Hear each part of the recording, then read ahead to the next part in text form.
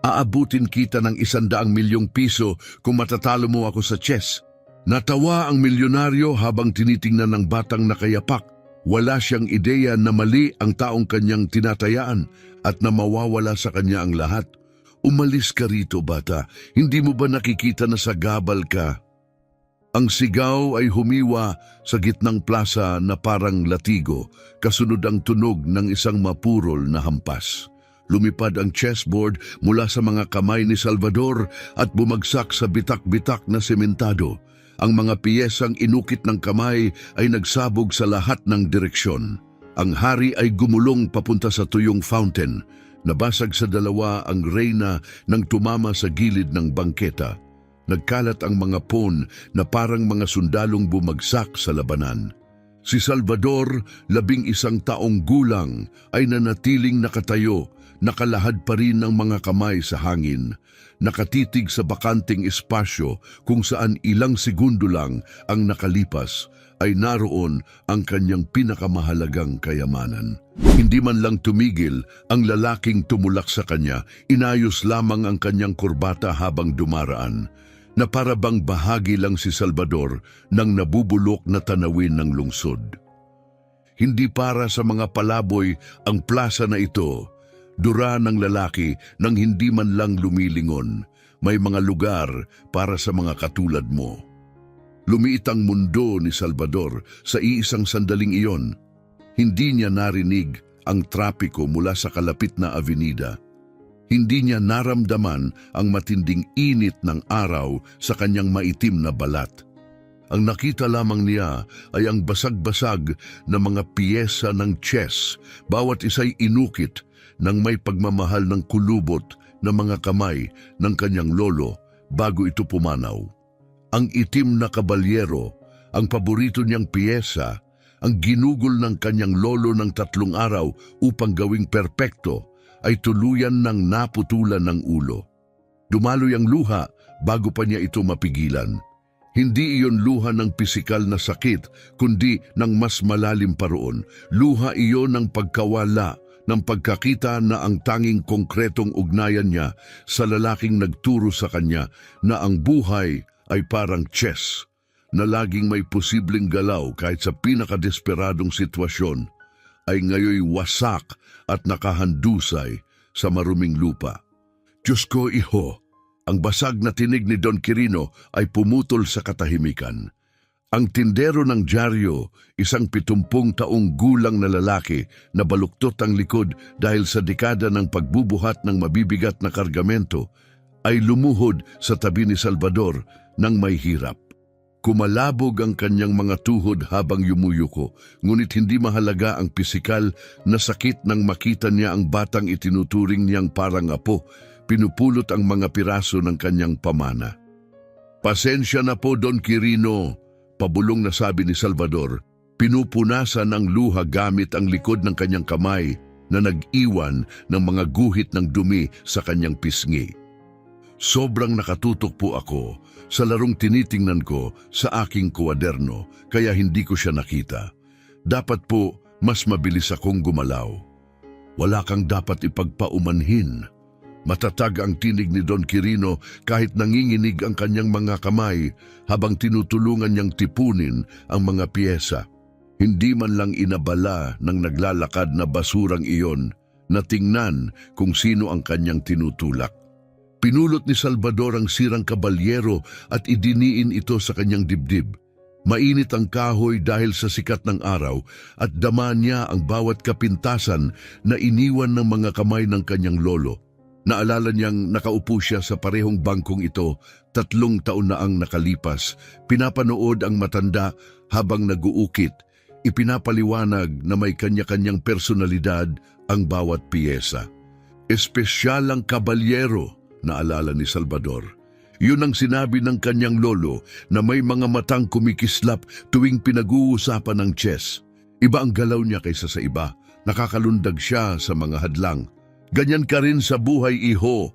Lalampasan mo ang bawat hadlang na ihaharap sa iyo ng mundo. Ngunit ngayon, basag ang kabalyero at hindi alam ni Salvador kung paano lalampasan ang hadlang na ito. Tara, tulungan mo akong umupo, Marahang hingal ni Don Quirino, ramdam ang bigat ng pagluhod. Hinawakan siya ni Salvador sa braso. Dama ang marurupok na buto sa ilalim ng kupas na kamiseta ng matanda. Nang makaupo na sila sa bangkong naging tahimik na saksi ng libu-libong laro, naglabas si Don Quirino ng lumang panyo at marahang nilinis ang mga piyesa. Alam mo ba kung anong araw ngayon? Tanong ng matanda. Umiling si Salvador, nakatitig pa rin sa sirang kabalyero. Eksaktong 3 taon na ang nakalipas, umupo ang lolo mo sa mismong bangkong ito sa huling hapon ng kanyang buhay at may sinabi siyang hinding-hindi ko makakalimutan. Huminto si Don Quirino, ang kanyang mga matang nilalabo ng katarata ay tila nakatingin sa nakaraan. Sabi niya, Quirino, magiging dakila ang apo ko. Hindi ko alam kung paano o kailan, pero may kakaiba siyang taglay. Dumadaloy ang chess sa kanyang mga ugat tulad ng pagdaloy nito sa akin. Alagaan mo siya kapag wala na ako. Tumulo ang luha ni Salvador sa kahoy ng sirang kabalyero, pinaitim ang hibla nito. At ipinangako ko sa kanya na gagawin ko, pagpapatuloy ni Don Quirino, na sisiguraduhin kong magpapatuloy ka sa paglalaro, na ang talentong ibinigay sa iyo ng Diyos ay hindi masasayang dahil lang sa kakulangan ng pagkakataon. Pero Don Quirino, ano po bang silbi ng talento? Nabasag ang tinig ni Salvador. Tingnan ninyo po kung nasaan kami. Tingnan ninyo kung paano kami nabubuhay. Naglilinis ng banyo ang nanay ko para lang may makain kami. Halos hindi na makapagtrabaho ang tatay ko dahil sa masakit niyang likod. Naglalaro ako ng chess sa plaza dahil wala kaming pera para makapasok ako sa totoong paaralan. Ano pong halaga kung magaling ako kung wala namang nakakakita? Hinawakan ni Don Quirino ang mukha ni Salvador gamit ang kanyang magagaspang na mga kamay. May makakakita sa iyo, bata, at kapag dumating ang araw na yon, handa ka na. Iyan ang dahilan kung bakit pumupunta ka rito araw-araw. Iyan ang dahilan kung bakit pinag-aaralan mo ang bawat larong makita mo. Iyan ang dahilan kung bakit nilalaro mo ang kahit sinong umupo sa tapat mo. O mali ba ako? Tumingin si Salvador sa sarili niyang mga paa na kayapak. Ang sapatos na binili ng kanyang ina sa napakalaking sakripisyo ay nasira na ilang buwan na ang nakalipas at wala ng pera para sa bago. Natuto siyang maglakad ng nakayapak sa maiinit na kalsada ng lungsod hanggang sa tumigas ang mga talampakan ng kanyang mga paa. Noong una, ikinahihiya niya ito. Ngayon, bahagi na lamang iyon ng kanyang realidad. Don Quirino, hindi po ako nakatulong kay nanay sa paglilinis ngayon, pag-amin ni Salvador. Sinabi kong mag-aaral ako, pero ang totoo, gusto kong pumunta sa plaza para maglaro. Nagsinungaling po ako sa kanya. At bakit gusto mong pumunta roon para maglaro? Dahil mas mahigpit na hinawakan ni Salvador ang sirang kabalyero. Dahil kapag ginagalaw ko ang mga piyesa, kapag nakikita ko ang board, kapag iniisip ko ang 3, 4, 5 galaw sa unahan, nakakalimutan kong gutom ako. Nakakalimutan kong wala akong sapatos. Nakakalimutan kong kagabi umiyak na naman si nanay. Akala niya hindi ko siya naririnig. Bumuhos ang kanyang pag-amin na parang rumaragasang tubig, mga salitang matagal na niyang kinikimkim. Nakakalimutan kong laging galit si tatay dahil hindi niya kayang tustusan ang pamilya. Nakakalimutan kong sa iisang silid lang kami nakatira kung saan naririnig ko ang lahat sa likod ng kortinang naghihiwalay sa kutsyon ko at sa kanila. Nakakalimutan kong 11 taong gulang pa lang ako at dapat ay nag-aaral pero kinailangan naming pumili sa pagitan ng edukasyon at pagkain. At heto ako ngayon. Ipinikit ni Don Quirino ang kanyang mga mata, dama ang bigat ng bawat salita. Ang chess lang ang nag-iisang bagay na talagang akin, patuloy ni Salvador, halos pabulong na ang tinig. Ito lang ang bagay na kung saan magaling ako, kung saan walang pakialam, kung ano ang suot ko, kung ano ang mga paa ko, o kung saan ako nakatira. Ang mahalaga lang ay ang mga galaw. Ang pag-iisip lang ang mahalaga. At ngayon, kahit iyon ay sira na. Hinayaan muna ng matanda na manahimik ang paligid bago siya nagsalita. Salvador, tingnan mo ako. Ibinangon ng bata ang kanyang maiitim na mata, kumikislap sa mga luhang hindi pa tumutulo. May itinuro sa akin ng lolo mo tungkol sa chess na hinding-hindi ko nakalimutan, sabi ni Don Quirino.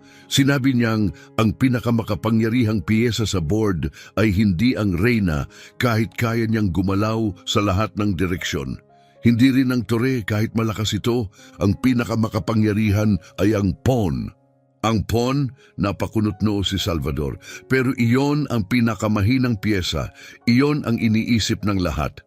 Ngumiti si Don Quirino, pero ang pawn ang nag-iisang piyesa na kayang magbago. Kapag nakarating ito sa kabilang dulo ng board, maaari itong maging kahit ano. Nagsisimula ang pawn bilang piyesang may pinakamababang halaga at nagtatapos bilang kung anuman ang kailangan nito para manalo ang laro. Pinulot niya ang isa sa mga inukit na pawn, isang piyesang milagrosong nakaligtas sa pagbagsak ng walang pinsala. Ikaw ay tulad ng pawn na ito, Salvador. Nagsimula ka ng walang kalamangan, walang pera, walang koneksyon, walang mga pagkakataong mayroon ng iba. Pero may taglay ka na wala ang lahat ng batang nag-aaral sa mamahaling paaralan. Mayroon kang gutom, mayroon kang determinasyon, at mayroon kang talento na hindi mabibili o matuturo. Iyon ay ipinapanganak lamang sa loob ng isang tao. Pero sira na ang board, sabi ni Salvador, itinuro ang mga napinsalang piyesa. Ang board ay maaaring ayusin, pero ang espiritu mo, kapag hinayaan mong masira, ay hindi na. Inabot ni Don Quirino ang kanyang support ng diaryo at may hinugot na bagay na binalot sa papel. At bukod doon, hindi pa nawawala ang lahat. Tingnan mo kung ano ang nakuha ko.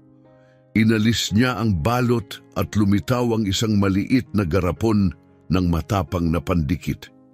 Binili ko ito sa kinita ko sa pagbebenta ng dyaryo ngayon. Naisip kong baka kailanganin mo balang araw para ayusin ang isang piyesa. Hindi ko lang inakalang ngayon mismo iyon. Tinanggap ni Salvador ang pandikit na nanginginig ang mga kamay. Don Quirino, siguradong mahal po ito. Eksakto lang ang halaga nito sa dapat bayaran, putol ng matanda. Ngayon, aayusin natin ang kabalyero at ang lahat ng iba pang piyesa. At pagkatapos gagawin mo ang ginagawa mo araw-araw, ihahanda mo ang board mo. Maghihintay ka ng kalaban at maglalaro ka na para bang nakasalalay dito ang buhay mo. Ginugol nila ang sumunod na kalahating oras sa tahimik na pagtatrabaho. Maingat na idinidikit ang bawat sirang piyesa. Bumalik ang ulo ng kabalyero kahit halata ang guhit ng pandikit. Ang ilang pawn ay naibalik ang mga naputol na sulok. Hindi ito perpekto pero nagagamit pa. Gaya ng kabalyerong ito, sabi ni Don Quirino habang itinatapat ang inayos na piyesa sa liwanag ng papalubog na araw, lahat tayo ay may mga pilat at ang mga pilat ay patunay lamang na nalagpasan natin ang isang bagay na muntik ng sumira sa atin. Tumango si Salvador habang maingat na inaayos ang board sa karton na lagi niyang ginagamit.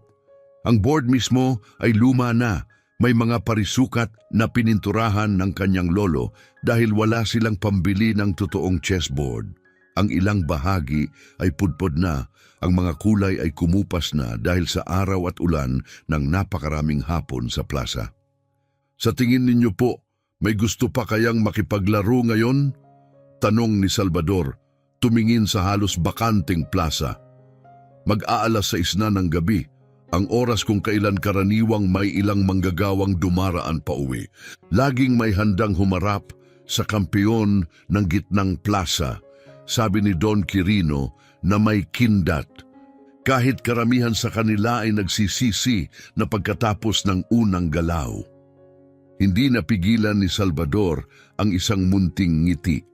Sa loob ng 3 taon mula nang mamatay ang kanyang lolo, nakalaro na niya ang daan-daang kalaban sa plaza.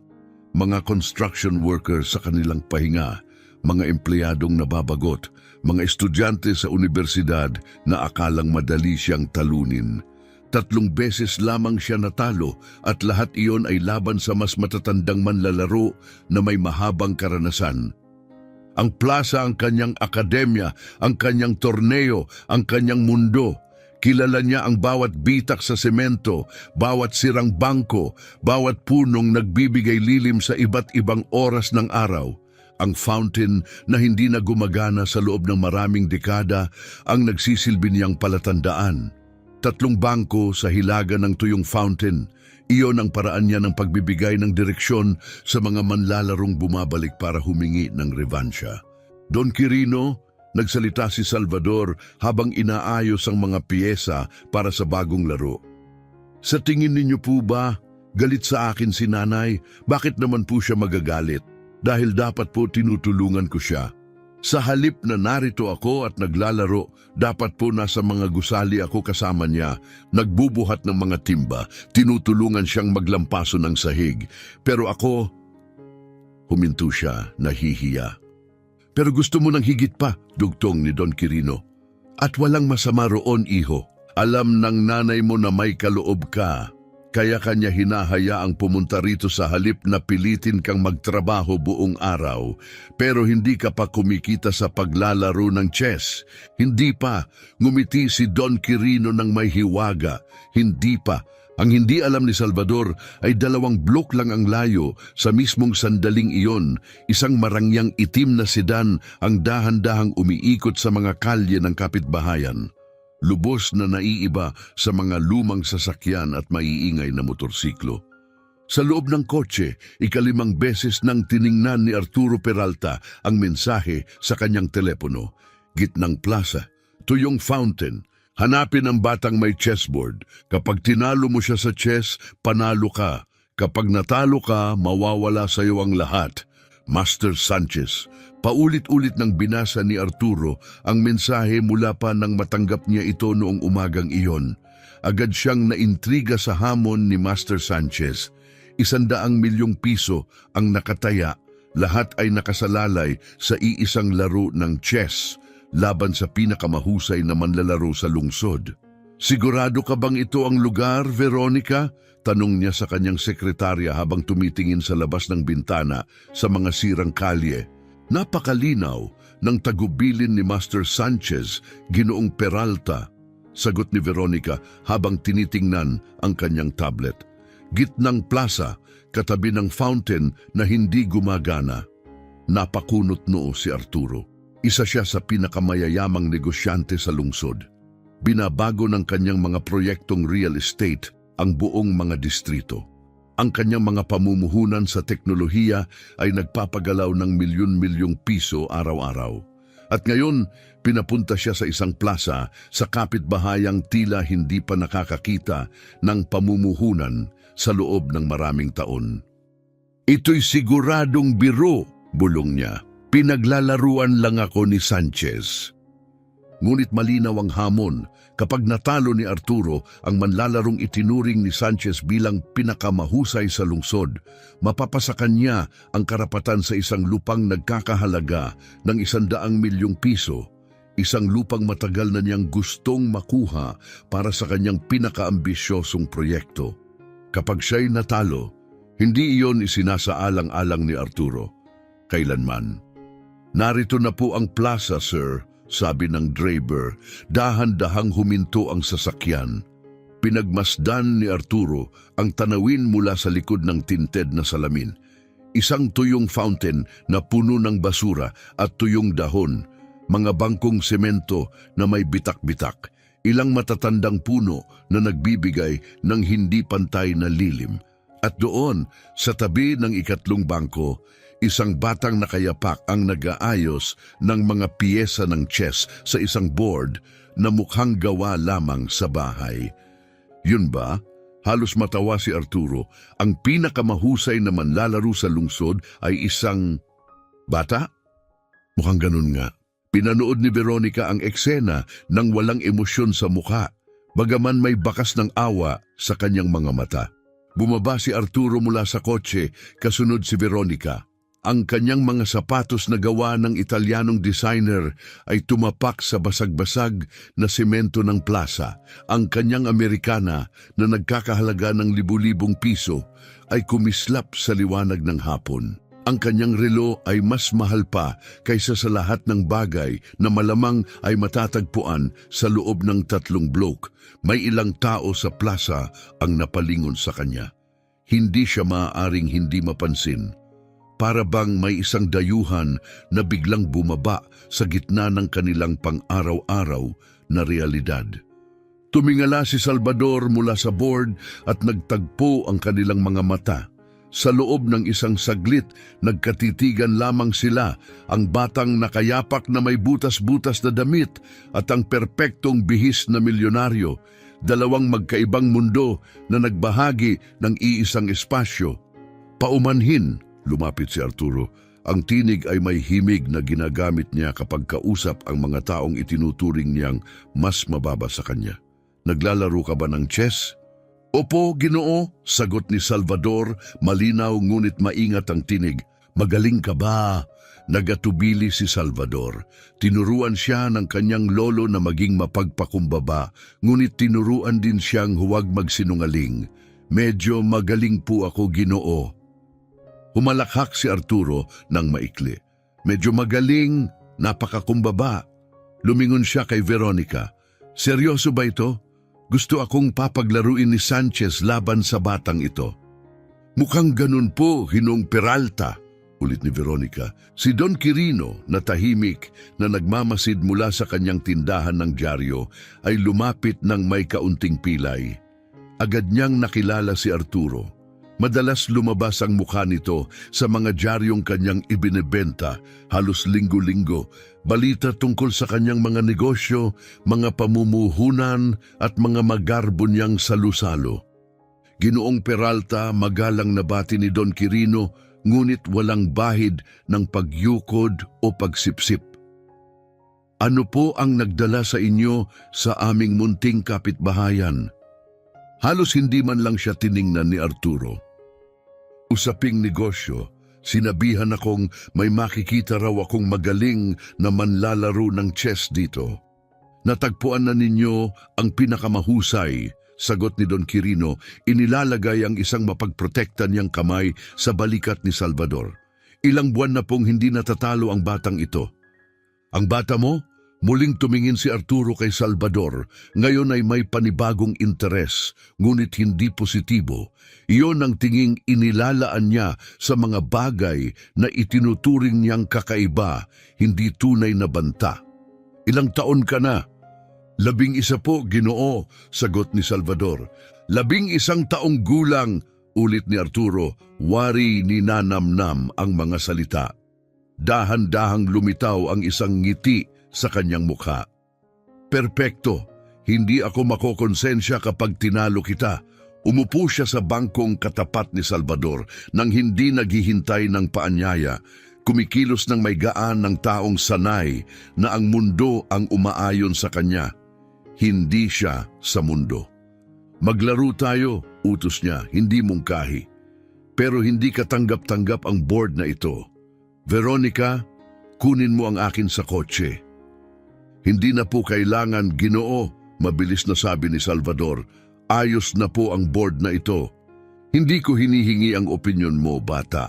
Malamig na sagot ni Arturo. Ang tinig ay sanay na sanay sa pagpaparamdam ng kaliitan sa kausap. Kung maglalaro tayo, gagamit tayo ng maayos na board. Hindi itong likhang kamay. Ang salitang likhang kamay ay lumabas sa kanyang bibig na parang isang insulto. Ramdam ni Salvador ang tama na parang pisikal na suntok. Ilang linggong ginugol ng kanyang lolo ang pag-ukit ng board na yon. Maingat na pininturahan ng bawat parisukat, lumikha ng isang bagay na puno ng pagmamahal dahil wala silang pambili ng totoong chessboard. Bumalik si Veronica mula sa kotse, may dalang makintab na kahoy na board na may mga piyesang marmol. Maganda ito, Propesyonal, malamang ay mas mahal pa kaysa sa lahat ng pag-aari ng pamilya ni Salvador kung pagsasamahin. Inilapag niya ito sa pagitan ng dalawang manlalaro. Malupit ang contrast, ang eleganteng board na nakapatong sa maruming karton na palaging ginagamit ni Salvador at ang mga piyesang marmol sa tabi ng sariling gawang board na itinulak na parang basura. Mas maayos, sabi ni Arturo habang inaayos ang mga piyesa sa eksaktong mga galaw na nagpapakitang sanay siya. Ngayon, bago tayo magsimula, gawin nating mas interesante ito. May ipupusta ka ba, bata? Tumingin si Salvador kay Don Quirino, litong-lito. Wala po siyang maipupusta, Hinoong Peralta, singit ng matanda. Bata lang po siya. Kung ganon, walang laro. Nagsimula ng tumayo si Arturo. Hindi ako naglalaro ng walang pustahan, hindi sulit sa oras ko. Sandali, nasabi ni Salvador bago pa siya makapag-isip. Ano ang ipupusta mo? Pinagmasdan siya ni Arturo na parang isang mandaragit na sinusukat ang kanyang biktima. Kung manalo po ako, aamin kayo sa harap ng lahat na hindi kayo kasing galing ng iniisip ninyo, na kailangan ninyong matutong magpakumbaba. Mabigat at tensyonado ang katahimikang sumunod. At kung manalo ako, tanong ni Salvador, halos pabulong. Ikaw, manalo?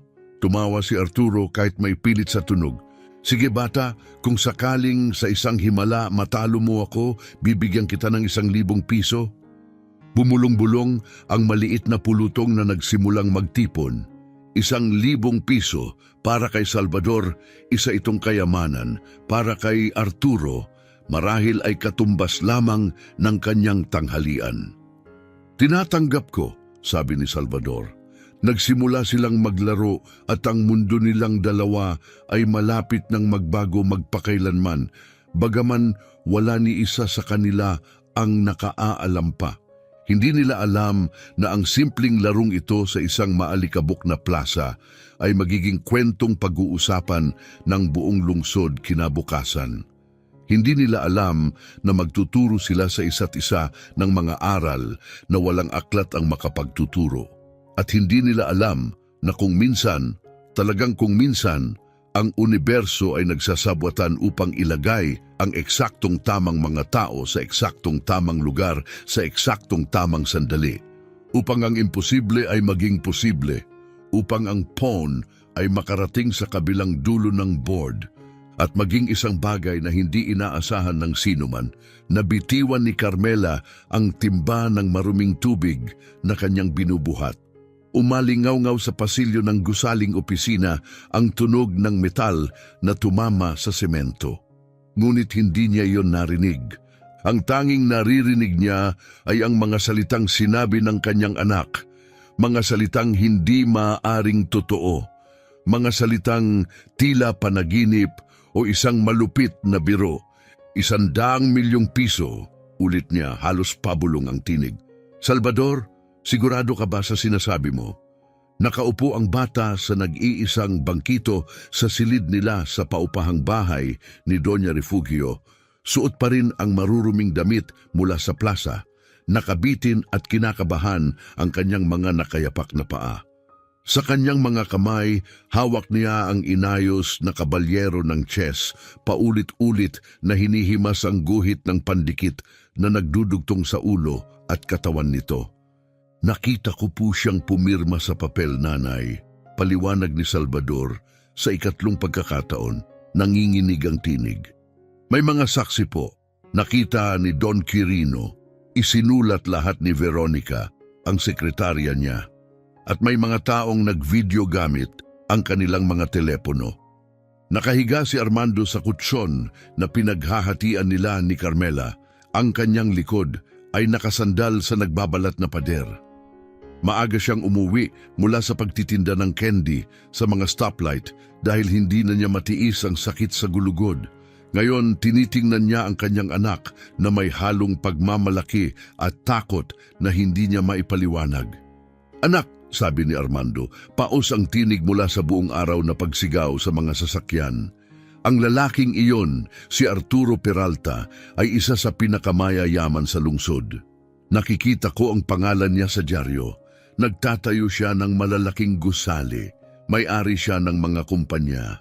Sa tingin mo ba talaga'y magbibigay siya ng 100 milyong piso sa isang 11 taong gulang na bata?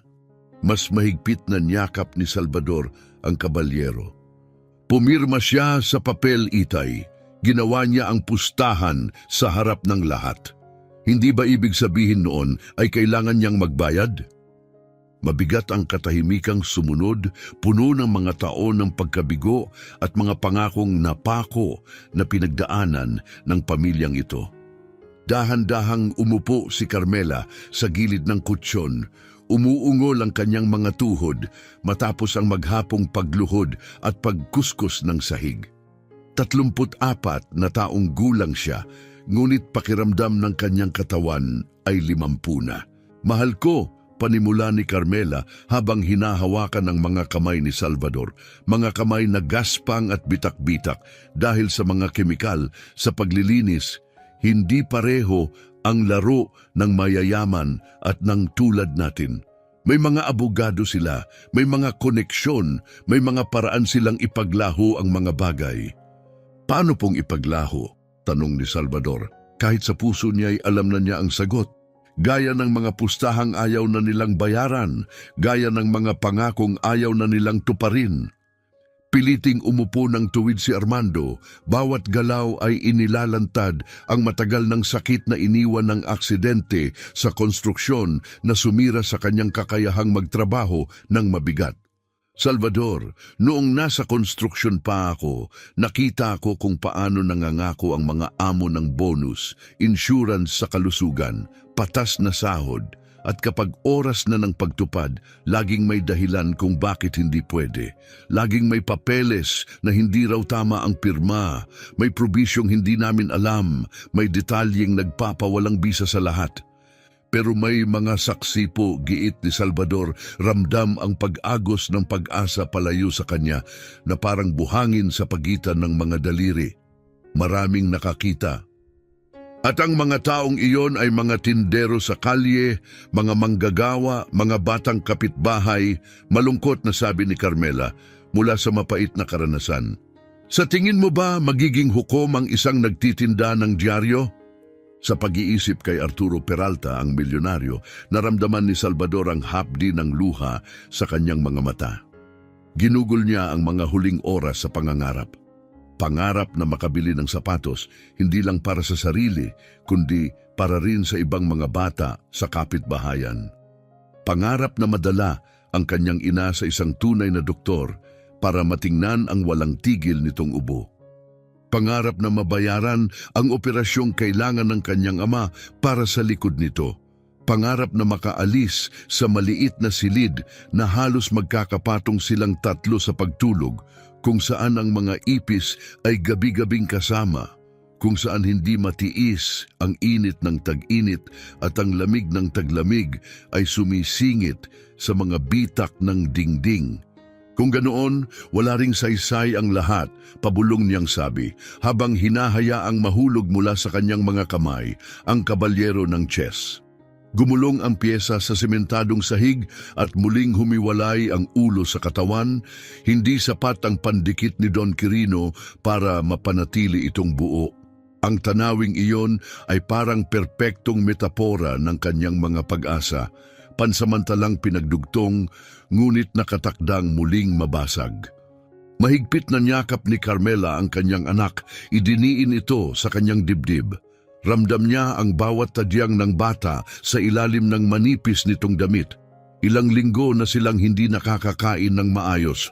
Ang kanin at beans ay kamakailan lamang naging luho salamat sa isang dagdag na trabaho na nakuha ni Carmela sa paglilinis ng bahay noong katapusan ng linggo.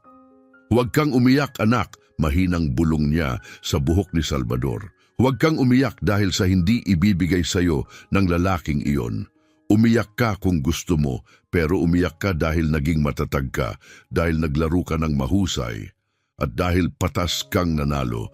Iyan ay hindi kailanman maaalis sa iyo ni Numan. Pero gusto kitang tulungan, humikbi si Salvador, tuluyan ng bumuhos ang bigat ng kanyang murang buhay. Gusto kong hindi ka na muling maglinis ng banyo, nanay. Gusto kong maayos ni tatay ang likod niya. Gusto kong magkaroon tayo ng totoong bahay na may magkakahiwalay na silid at sapat na pagkain at alam ko, mahal ko, alam ko. Masakit na bumangon si Armando mula sa kutsyon at nakisali sa yakapan, niyakap ang kanyang asawa at anak gamit ang mga bisig na nananatiling malakas sa kabila ng matagal na sakit. Matagal silang nanatiling magkayakap. Isang pamilyang siksik sa isang silid na 3 sa 4 na metro, mahigpit na kumakapit sa tanging tunay na yaman na mayroon sila, ang kanilang pagmamahalan. Ano man ang mangyari, wika ni Armando sa wakas, basag sa damdamin ng tinig, ipinagmamalaki kita, anak. Tinalo mo ang isa sa pinakamayayamang tao sa lungsod sa sarili niyang laro. Pinatunayan mo na ang talino ay hindi na bibili ng pera. May ibig sabihin yon. Pero ano pong silbi kung wala namang nagbabago? Tanong ni Salvador. Minsan, sagot ni Carmela habang pinupunasan ang luha ng kanyang anak gamit ang kanyang mga hinlalaki, ang tagumpay ay ang pagpapatunay kung sino ka talaga, hindi kung ano ang mayroon ka o kung ano ang maibibigay ng iba, kundi kung ano ang dala-dala mo rito.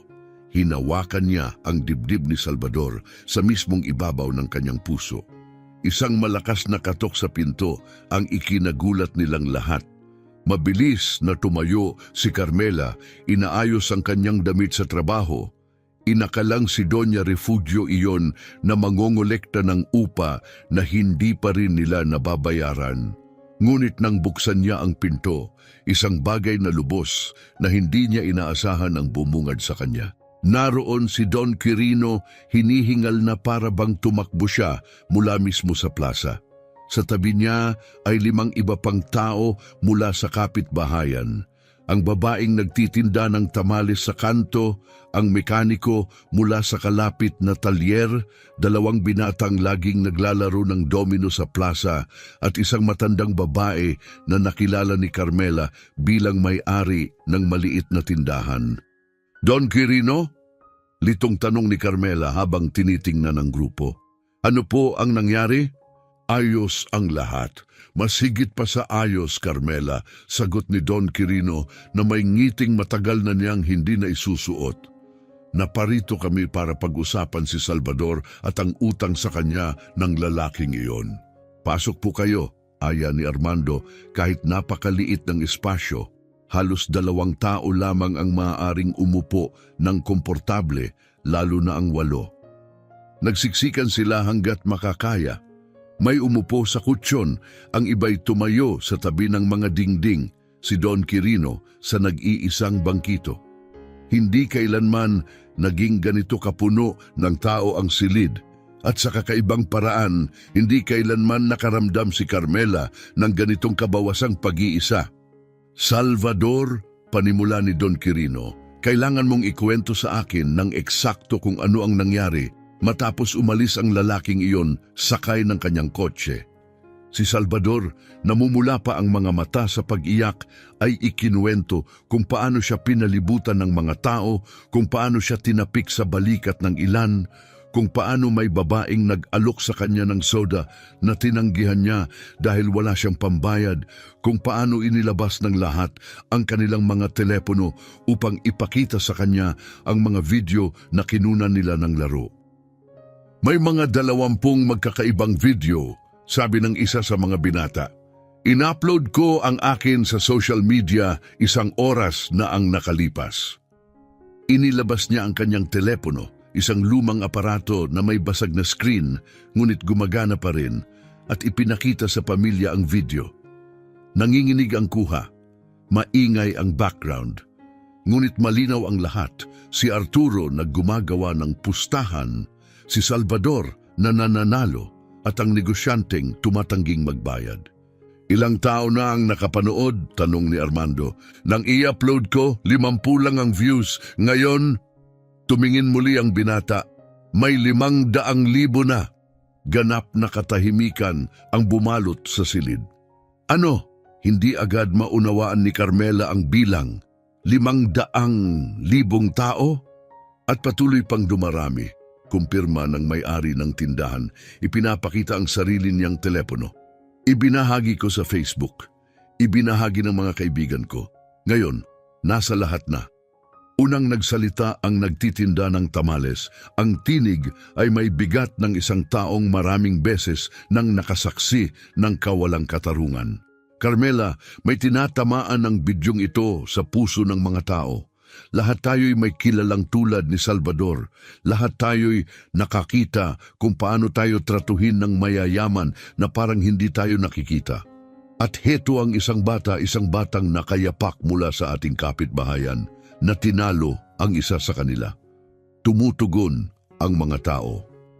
Paano po sila tumutugon? Tanong ni Salvador, maliit ang tinig. Ngumiti ang mekaniko, isang lalaking may dambuhalang mga kamay na permanenteng may mantsa ng grasa. Galit na galit sila. Sinasabi nila na kailangang magbayad si Arturo Peralta, na hindi niya pwedeng ipahiya ang isang bata ng ganoon, na pumirma siya sa isang kasunduan at kailangan niya itong tuparin. Pero mayaman siya, sabi ni Armando, kaya niyang umupa ng mga abogado, kaya niyang ipaglaho ito. Pwede niyang subukan, sagot ni Don Quirino, pero hindi kapag kalahati ng bansa ang nanonood, hindi kapag nakataya ang kanyang reputasyon. Kinuha niya mula sa kanyang bag ang isa sa mga diaryong kanyang ibinebenta. Ang digital na edisyon noong hapong iyon ay may balita na sa unang pahina. Milyonaryo, ipinahiya ang batang henyo at tumangging magbayad ng pustahan. Binasa ni Carmela ang artikulo na nanginginig ang mga kamay. Inilarawan nito ang laro, ang pustahan, ang pagtanggi ni Arturo. May mga kuha mula sa mga bidyong kumalat sa social media at nagtapos ito sa isang tanong na umuugong sa buong lungsod. Tutupad ba si Arturo Peralta sa kanyang salita? Hindi ko maintindihan, sabi ni Carmela. Bakit mahalaga ito sa napakaraming tao? Dahil hindi lang ito tungkol kay Salvador, paliwanag ng matandang babae na may-ari ng tindahan. Tungkol ito sa ating lahat. Ilang beses na ba tayong pinangakuan ng mga bagay na hindi naman ibinigay? Ilang beses na ba tayong tinrato na parang wala tayong halaga? Ang batang ito ay kumakatawan sa mas malaki pa. Kumakatawan siya sa posibilidad na hindi laging nakakalusot ang mga makapangyarihan. Nakinig si Salvador sa lahat ng iyon na may halong paghanga at takot. Hindi niya kailanman ginustong maging simbolo. Gusto lang niyang maglaro ng chess at kumita ng kaunting pera para makatulong sa pamilya. Kaya ano ang gagawin natin ngayon? Tanong ni Carmela tumingin kay Don Quirino. Ngayon, sagot ng matanda na may determinasyong hindi inaasahan sa isang 70 taong gulang, sisiguraduhin nating hindi makakatakas si Arturo Peralta. Bukas ng 10:00 ng umaga, pupunta tayo sa kanyang mga opisina, tayong lahat, at hihilingin nating tuparin niya ang kanyang salita. Tayong lahat? Tumingin si Armando sa grupo. Tayong lahat, kumpirma ng mekaniko. At hindi lang kami, naikalat ko na ang balita sa kapitbahayan, mga 100 tao ang darating. Hindi pwede, tutol ni Carmela, may trabaho ako bukas. Kailangan ko yon. Kapag hindi ako pumasok, maaari akong tanggalin. Kung ganoon, ako ang pupunta, sabi ni Armando, tuwid na tumayo sa kabila ng sakit sa kanyang likod. Kasama ang anak ko. Tatay, ang likod ninyo, panimula ni Salvador. Makakapaghintay ang likod ko, mariing putol ni Armando. Mas mahalaga ito. Piliting tumayo si Don Quirino mula sa bangkito. Carmela, naiintindihan ko ang takot mo. Pero may mga sandali sa buhay na kailangan nating sumugal. Mga sandaling mas masama ang manahimik kaysa magsalita.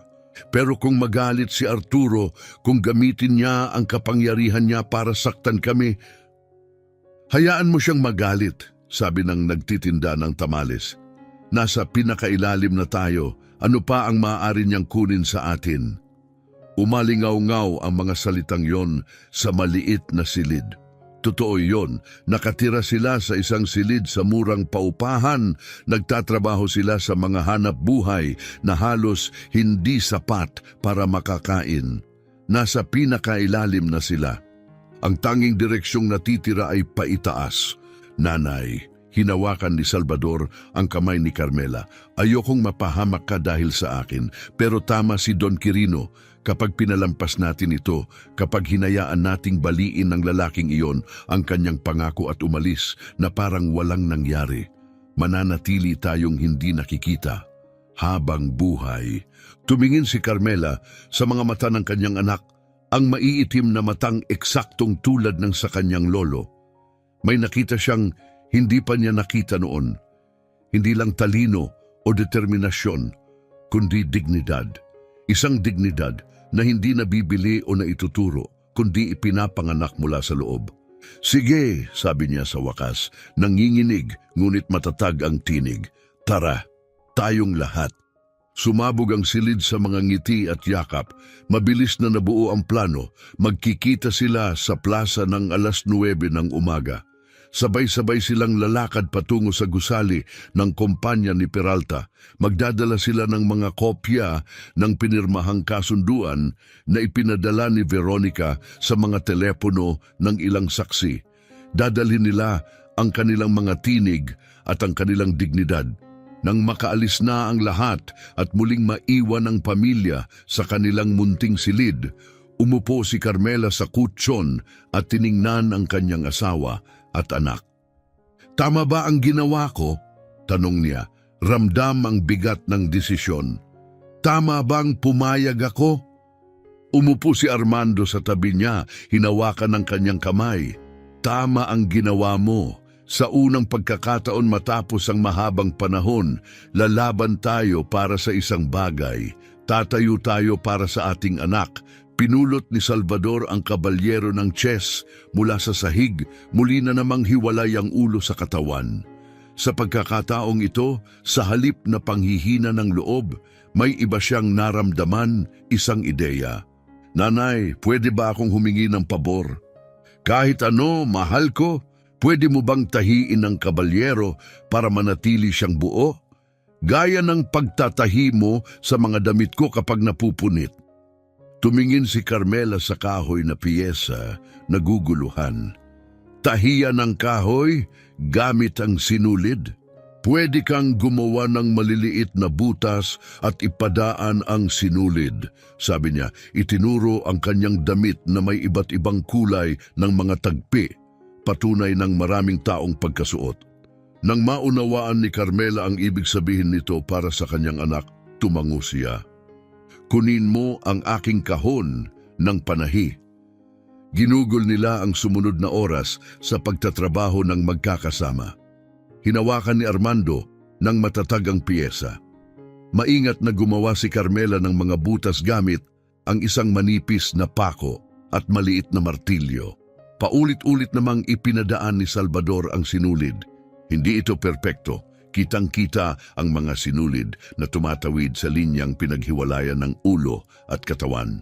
Ngunit ito'y matibay, mas matibay kaysa dati. Ang pandikit ay nasa ibabaw lamang. Ang mga sinulid ay dumaan sa loob, pinagbigkis ang mga bahagi sa paraang halos, hindi na sila muling mapaghihiwalay. Tingnan ninyo, sabi ni Salvador, itinaas ang kabalyero sa liwanag ng hubad na bumbilyang nakasabit sa kisame. May mga pilat na siya ngayon, pero ang mga pilat ang nagpapalakas. Naramdaman ni Carmela ang pag-ipon ng luha sa kanyang mga mata. Oo, mahal ko, tulad natin, marami tayong pilat pero pinapalakas nila tayo. Noong gabing iyon, natulog silang tatlo na magkakadikit sa kutsyon na kanilang pinaghahatian gaya ng dati. Ngunit may kakaiba, hindi na nila naramdaman ang pagiging maliit. Hindi na nila naramdaman ang pagiging hindi nakikita. May laban silang haharapin, isang laban na maaaring matalo sila, ngunit lalaban sila. Milya-milya ang layo sa isang penthouse na may tanawing tanaw ang buong lungsod. Hindi makatulog si Arturo Peralta. Ginugol niya ang mga huling oras sa pakikipag-usap sa kanyang mga abogado, sa kanyang public relations team, at sa sino mang makapagsasabi kung paano mawawala ang problemang ito. Nasa lahat ng dako ang mga video, Ginoong Peralta, sabi ng pinuno ng kanyang PR team, Twitter, Facebook, Instagram, TikTok. May mga nagtitrending na hashtag Justice for Salvador, Peralta, Pay Up, Prodigy Child. Hindi na ito makontrol. Kung ganoon, kontrolin ninyo ang walang kontrol, sigaw ni Arturo. Ano ba ang binabayad ko sa inyo? Ngunit ang totoo, ang ayaw sabihin ng sinuman ay simple. Wala nang paraan para pigilan ito.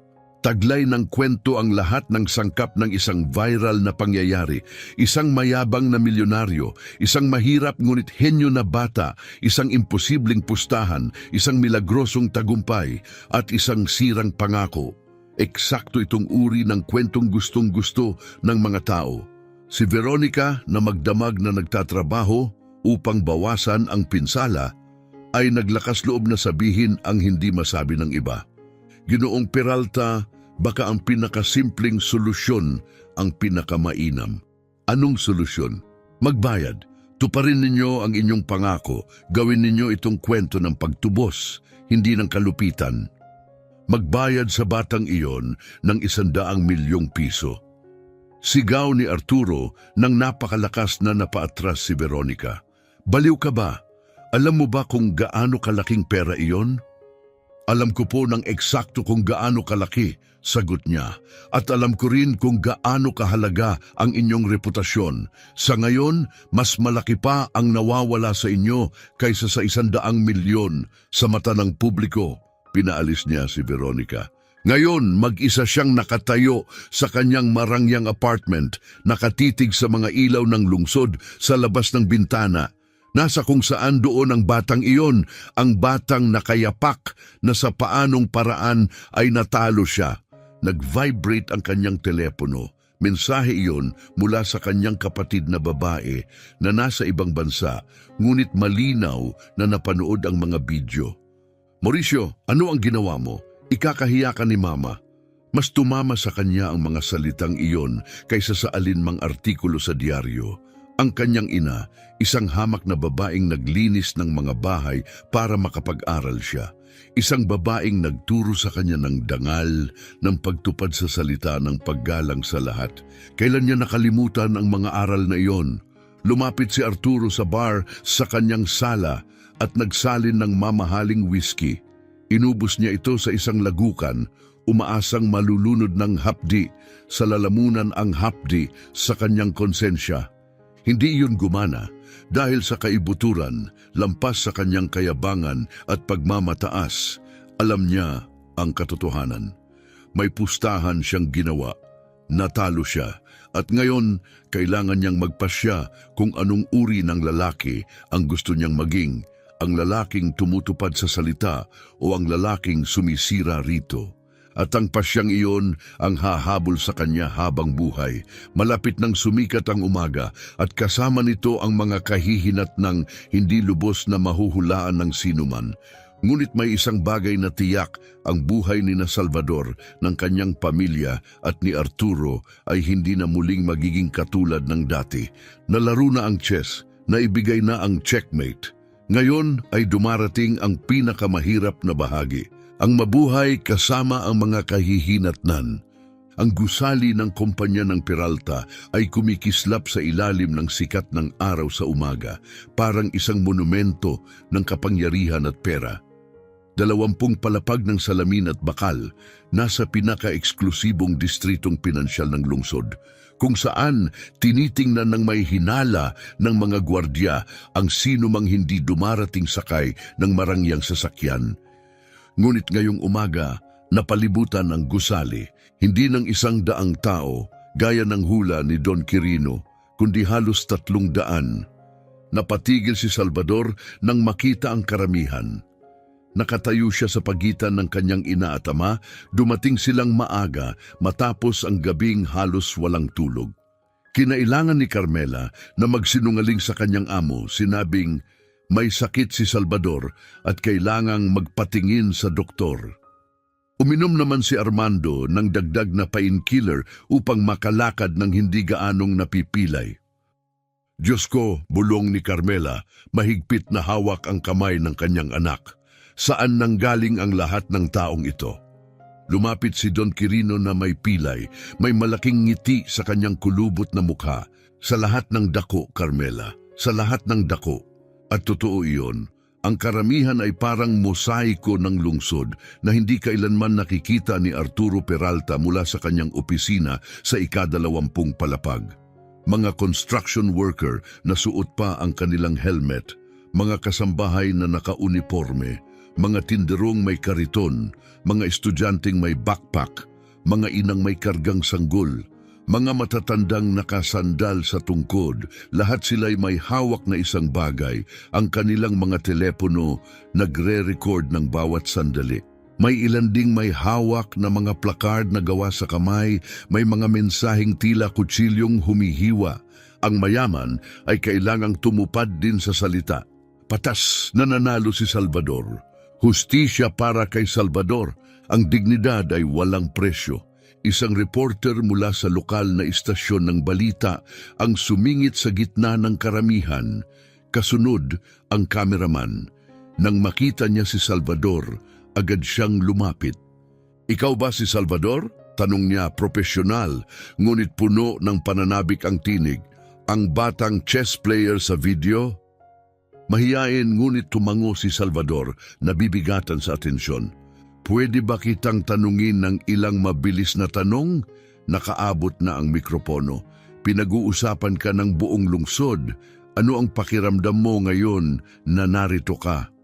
Ako, natatakot po ako, tapat na sagot ni Salvador sa paraang tanging isang 11 taong gulang lamang ang kaya.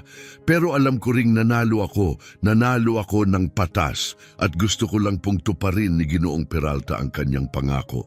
At kung hindi niya gawin, giit ng reporter, tumingin si Salvador sa kanyang ina na tumango, nagbibigay ng pahintulot. Kung ganoon, kahit paano, malalaman ng lahat kung anong klasing tao siya. Itinuro po sa akin ng lolo ko na ang halaga ng isang tao ay kasing halaga lamang ng kanyang salita. At iyan ay para sa lahat, mayaman man o mahirap. Nakuha ng dos-dose ng kamera ang pangungusap na yon. Sa loob ng 1 oras, mapapanood na yon sa bawat balita sa buong bansa. Sa ika-20 palapag, pinagmamasdan ni Arturo Peralta ang eksena mula sa kanyang malawak na bintana. Ang kanyang opisina ay santuwaryo ng tagumpay, may sangkahoy na imported, mga upuang balat mula Italia, mga parangal na nakapalamuti sa mga pader. Ngunit ngayon, pakiramdam niya ay isa itong kulungan. Ginoong Peralta, sabi ni Veronica, pumasok ng hindi kumakatok, isang bagay na hindi niya kailanman ginagawa. Baka sa mukha niya ang stress na naipon mula pa kagabi. Kailangan ninyong makita ang social media. Ayaw kong makakita ng kahit ano, sagot ni Arturo.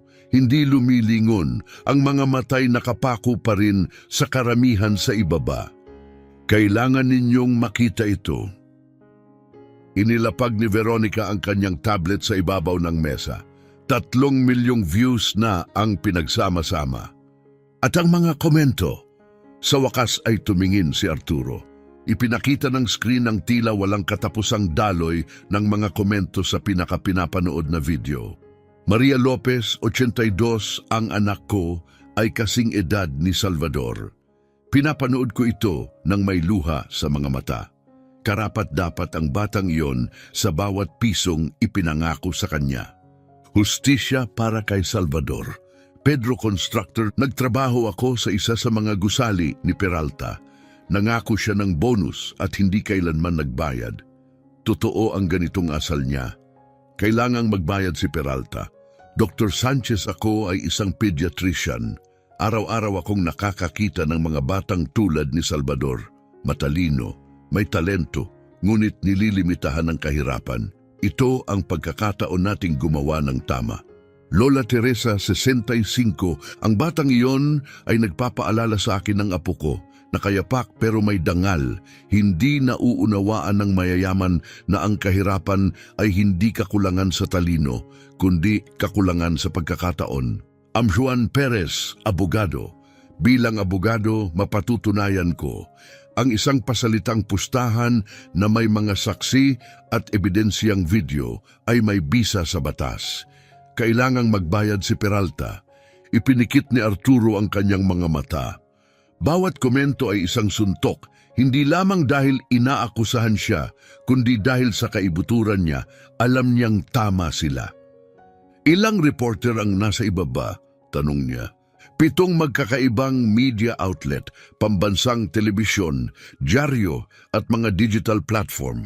Lahat sila ay humihingi ng pahayag. At ang seguridad, hinihinto nila ang karamihan sa pasukan. Pero, sir, nagatubili si Veronica, may ilan sa sarili nating empleyado ang nasa ibaba. Ha? Biglang lumingon si Arturo, kasama ng karamihan, panig kay Salvador. Nanigas ang tingin ni Arturo. Ano? Mga janitor, ilang maintenance worker, pati 2 tao mula sa accounting, may hawak silang mga placard. Mas masakit pa yon kaysa sa mga komento ang sarili niyang mga tao, ngunit sa kanya naalala. Hindi naman talaga sila naging kanya. Mga pangalan lamang sila sa payroll. Mga mukhang dinaanan niya araw-araw nang hindi tinitingnan. Eksaktong tulad ng pagtrato niya kay Salvador kahapon. Tumunog ang kanyang pribadong telepono, ang kanyang kapatid na babae mula sa Europa. Malamang ay pinapanood ang lahat ng live. Hinding-hindi ko sasagutin, bulong niya. Ginoong Peralta, sabi ni Veronica, mas matatag ang tinig kaysa dati. Kailangan na ninyong magpasya. Ngayon na, sa bawat minutong lumilipas na wala kayong ginagawa, mas marami kayong nawawala kaysa pera. Nawawala ang inyong pagkatao sa mata ng mundo. Pati ikaw? Masakit na tanong ni Arturo. Panig ka rin sa kanila? Hindi umiwas ng tingin si Veronica. Nasa panig ako ng tama at alam ninyo kung alin iyon. Alam ko iyon mula nang makita kong manalo ang batang iyon. May nakita ako sa kanyang mga mata, isang bagay na matagal na ninyong nawala. Ano? Pag-asa. Pag-asang maaaring maging patas ang mundo at nasa inyo ang kapangyarihang patunayan ang pag-asang iyon o tuluyang wasakin ito. Sa ibaba, lalong tumitindi ang tensyon. Bumuo ng hanay ang mga gwardya sa entrada ng gusali, ngunit hindi agresibo ang karamihan. Hindi sila sumisigaw ng insulto o banta. Naroon lamang sila nakatayo. Tahimik na patunay na hindi sila aalis hanggat hindi nagkakaroon ng hustisya. Mahigpit na niyakap ni Carmela si Salvador, ang mga bisig niyang nakapalibot sa balikat ng bata. Ramdam niya ang bawat titig, bawat kamerang nakatutok sa kanila. Pakiramdam niya'y hubad siya, lantad at marupok sa paraang hindi pa niya naranasan noon. Nanay, napakaraming tao, pabulong ni Salvador. Paano kung magalit sila? Paano kung may mangyaring masama? Walang masamang mangyayari, mahal ko, sagot ni Carmela kahit hindi siya ganap na sigurado. Narito ang mga taong ito dahil naniniwala sila sa iyo. Dahil naniniwala sila sa hustisya. May lumapit sa kanila, isang lalaking nakilala ni Carmela bilang ang mekanikong kasama nila sa silid noong nakaraang gabi. Ginang Carmela may gustong makipagkita kay Salvador. Lumihis siya at lumitaw ang isang matandang babae, marahil nasa 60 taong gulang, suot ang unipormeng panlinis na kapareho ng kay Carmela. Umaagos ang luha sa kanyang mga pisngi. Paumanhin po sa abala, nanginginig na sabi niya, pero 10 taon akong nagtrabaho kay Ginoong Peralta, naglilinis ng kanyang mga opisina, at sa loob ng 10 taon, hindi niya ako kailanman tiningnan sa mata, ni minsan. May bumigat na buhol sa lalamunan ni Carmela. Kilala niya ang karanasang iyon, lubos. Nang makita ko ang video ng anak ninyo, patuloy ng babae, may nakita akong hindi ko inakalang makikita ko pa. Nakita kong may isa sa atin na tinalo ang isa sa kanila. At gusto kong malaman ninyo, hindi kayo nag-iisa. Lahat kami rito sa isang paraan o iba pa ay si Salvador. Hindi tayo nakikita hanggat bigla na lang tayo nakikita. Lumuhod siya sa harap ni Salvador at hinawakan ng mga kamay ng bata. Mga kamay na kasing gaspang at kasing bitak ng kay Carmela. May nagawa ka na hindi namin nagawa, sabi niya. May ipinaglaban ka para sa aming lahat. Ipinakita mo sa mundo na higit pa kami sa aming mga trabaho na kami ay mga taong may halaga. Salamat, anak ko. Maraming salamat. Hindi alam ni Salvador kung ano ang sasabihin. Dumadaloy ang luha sa kanyang mga pisngi habang niyayakap niya ang babae, isang estrangherang sa paanong paraan ay lubos na nakaunawa sa kanyang buhay. Nakunan ng bawat kamerang naroon ang tagpong iyon. Dalisay na damdamin, hindi isinulat, hindi inihanda. 2 tao lamang na nagtagpo sa isang pinagsasaluhang pagkaunawa kung ano ang ibig sabihin ng maging hindi nakikita. Si Don Quirino na pinagmamasdan ang lahat mula sa kanyang pwesto malapit sa entrada ay nakaramdam ng pag-vibrate ng kanyang telepono. Isang mensahe mula sa hindi kilalang numero. Ako si Master Sanchez.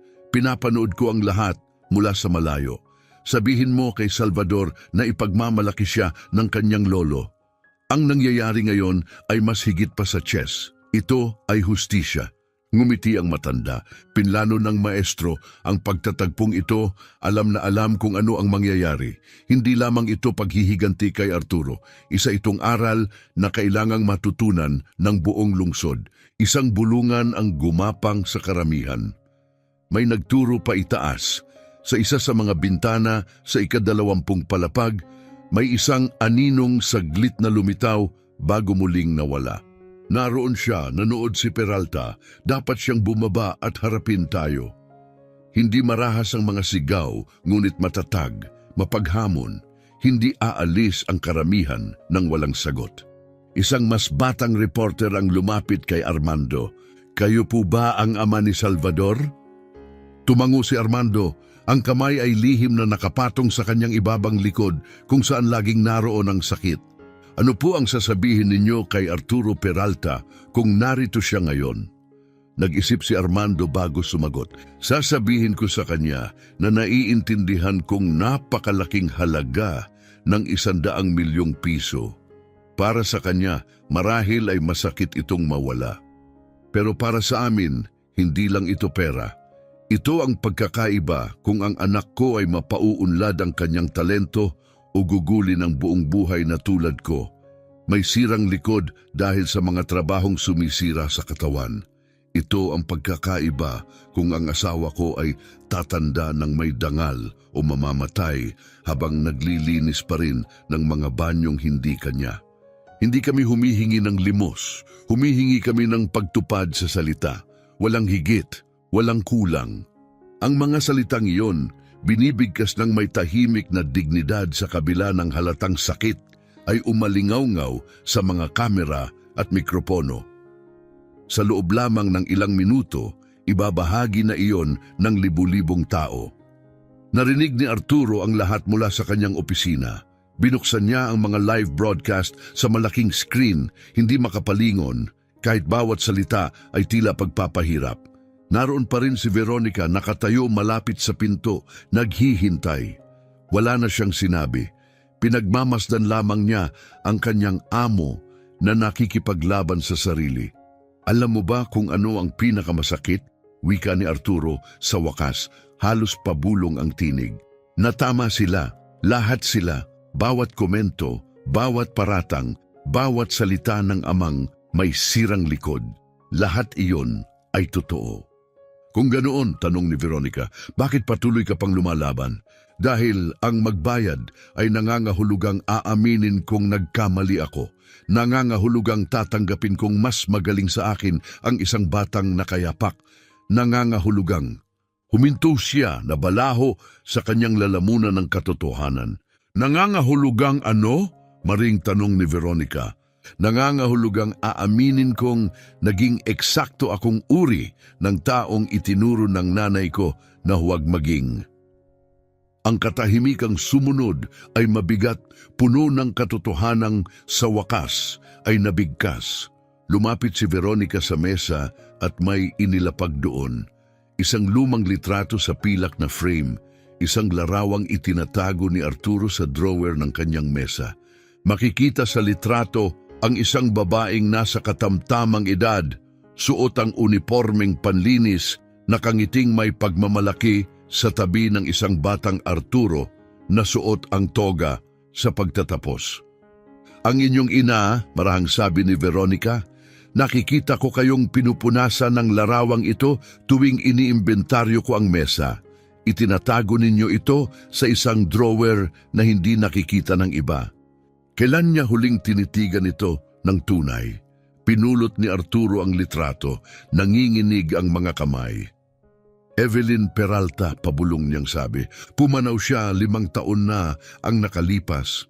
Hindi kailanman tumira sa mga marangyang gusaling itinayo ng kanyang anak.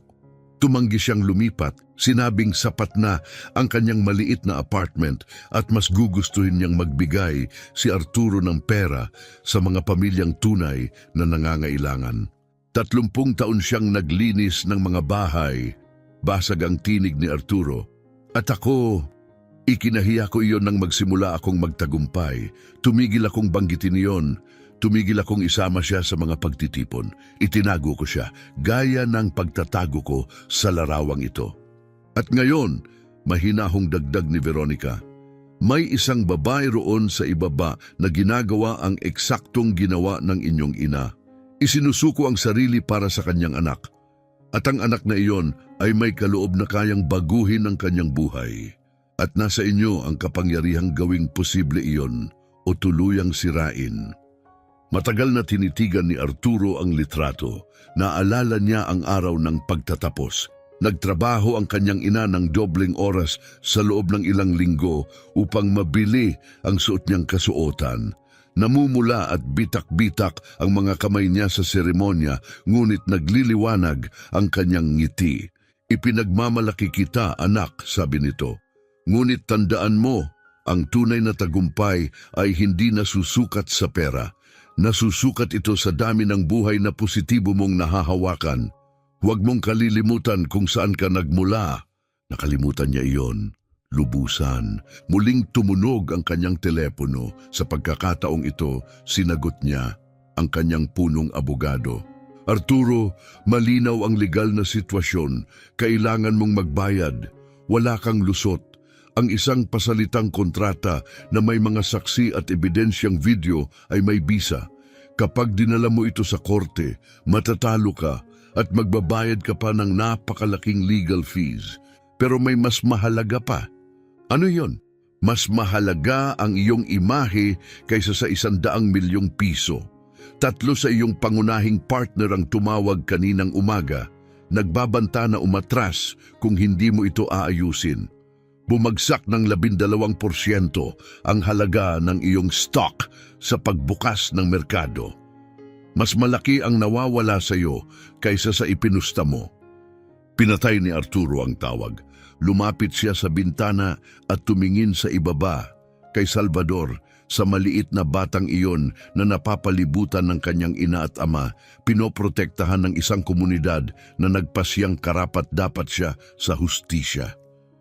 Veronica, wika niya sa wakas, iba na ang tinig, mas mahina, mas totoo. Maghanda ka ng checking sertipikado, 100 milyong piso. Napasinghap si Veronica. Talaga po? Talaga. At maghanda ka ng pahayag sa media, bababa ako, haharapin ko ang karamihan at tutuparin ko ang aking salita. Ginoong Peralta, ako, nangingilid ang luha sa mga mata ni Veronica. Tama ang ginawa ninyo. Hindi, pagtutuwid ni Arturo, tinitingnan ang litrato ng kanyang ina sa huling pagkakataon bago ito isilid sa bulsa sa ibabaw ng kanyang puso. Ginawa ko ang desisyong dapat kong ginawa mula pa sa simula. Ngayon, kailangan kong bumaba at umasa na hindi pa huli ang lahat upang tubusin ang sarili ko.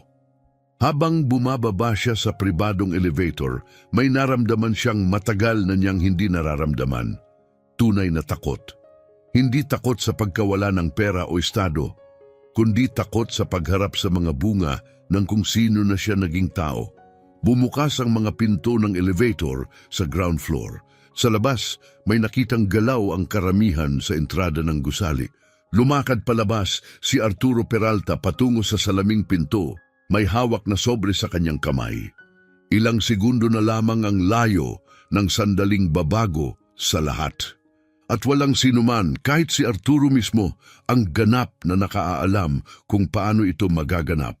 Ngunit may isang bagay na tiyak. Ang mangyayari sa mga susunod na minuto ay maaalala sa napakahabang panahon. Nang lumabas si Arturo Peralta sa salaming pinto, bumalot sa karamihan ang ganap na katahimikan.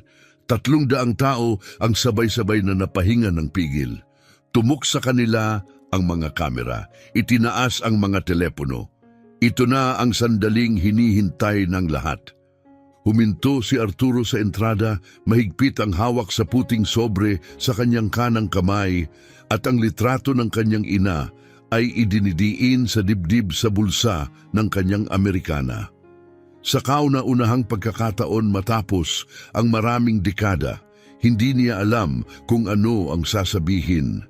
Siya, ang lalaking nagsalita na sa harap ng mga internasyonal na lupon, nakipagnegosasyon ng mga kontratang nagkakahalaga ng milyon-milyong piso nang hindi man lang kumukurap, ay natigilan sa harap ng mga taong kahapon lamang ay hindi niya lilingunin. Nakatayo sa likuran niya si Veronica kasama ang 2 niyang abogado na nagpumilit na samahan siya. Ngunit itinaas ni Arturo ang kamay upang pigilan sila. "Ako na lang," sabi niya bahagyang nanginginig ang tinig. Humakbang siya pasulong, naghiwalay ang karamihan na parang dagat, lumilikha ng malinaw na daan patungo kina Salvador, Carmela at Armando. Ang bawat hakbang ni Arturo ay sinusubaybayan ng milyon-milyon sa mga live broadcast.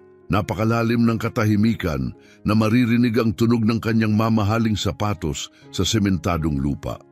Kusang umatras ng isang hakbang si Salvador, bahagyang nagtago sa likod ng kanyang ina. Nararamdaman ni Carmela ang kilos at mariing pinisil ang balikat ng kanyang anak kahit nanginginig ang sarili niyang mga kamay.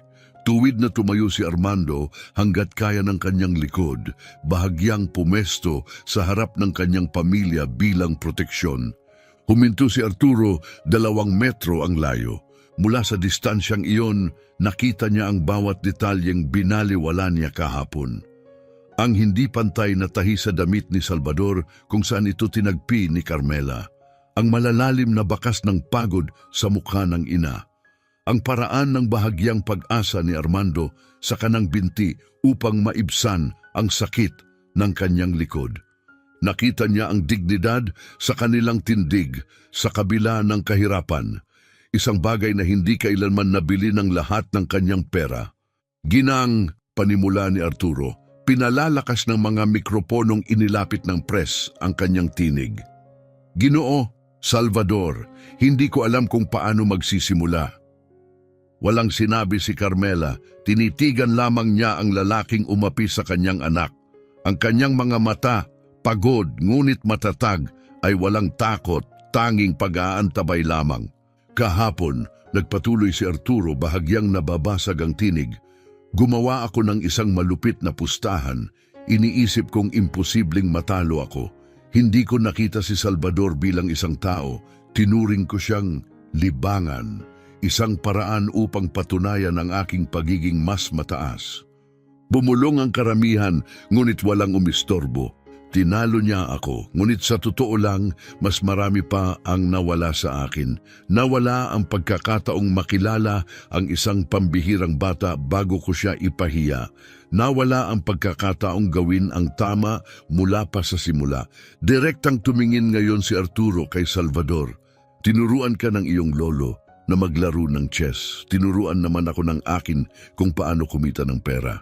Ngunit may itinuro sa iyo ang iyong lolo na hindi itinuro sa akin ng sa akin, na ang halaga ng isang tao ay wala sa laman ng kanyang bank account. Inilabas niya ang puting sobre mula sa kanyang bulsa. Kitang-kita na ang panginginig ng kanyang mga kamay. Sa loob nito ay isang tsekeng sertipikado na nagkakahalaga ng 100 milyong piso. Halagang hindi makikita ng pamilyang ito kahit sa ilang habambuhay. Salvador, sabi ni Arturo, lantad na ang emosyon sa kanyang tinig. Nanalo ka ng patas. Mas magaling kang naglaro kaysa sa akin. Nalutas mo ang mga problemang hindi ko nalampasan. At higit sa lahat, tinuruan mo ako ng aral na matagal ko nang dapat natutunan. Iniabot niya ang sobre sa bata. Ito ay sayo. Lagi na itong sayo mula sa sandaling ibinigay mo ang checkmate. At humihingi ako ng tawad. Hindi lamang sa una kong pagtanggi, kundi sa paraan ng pagtrato ko sa iyo. Sa pagtingin ko sa iyo bilang mas mababa, gayong sa katotohanan, mas higit ka pa kaysa sa akin. Hindi gumalaw si Salvador, nakatitigang malalaki at maiitim niyang mga mata sa sobre na para bang isa itong ahas na maaaring kumagat. Naramdaman ni Carmela ang panginginig ng kanyang anak sa ilalim ng kanyang kamay. Kunin mo, mahal ko, pabulong niyang sabi. Marahang itinutulak siya pasulong, ngunit umiling si Salvador na ikinagulat ng lahat. May kailangan muna akong malaman. Maliit ang kanyang tinig, ngunit sa ganap na katahimikan ng karamihan, malinaw na narinig ang bawat salita. Ano ang gusto mong malaman? Tanong ni Arturo, lumuhod upang mapantayan ang taas ng bata. Isang alon ng pagkabigla ang dumaan sa karamihan. Si Arturo Peralta, isa sa pinakamayayaman sa lungsod, nakaluhod sa semento sa harap ng isang batang nakayapak. Totoo po ba talaga? Tanong ni Salvador. At nagsimulang pumatak ang luha sa kanyang mga pisngi. O ginagawa niyo lang ito dahil may mga kamera at taong nanunood?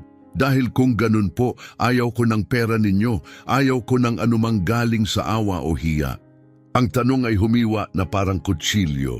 Iyon ang tanong na gustong itanong ng lahat, ngunit isang bata lamang ang may tapang na magsabi nito ng malakas. Para bang tinamaan sa dibdib si Arturo. Tumingin siya sa mga matang puno ng luha sa 11 taong gulang na mukhang masyado ng maraming nakita at may tuluyang nabasag sa kanyang kalooban. Salvador, sabi niya, at ngayon umaagos na rin ang luha sa kanyang sariling mukha, isang bagay na walang sino mang nakakakilala sa kanya ang kailanman nakakita. Tunay akong humihingi ng tawad at hindi lang ito dahil sa mga kamera. Ito'y dahil kagabi ay hindi ako nakatulog, iniisip ang iyong ina na naglilinis ng mga banyo gaya ng paglilinis ng aking ina noon.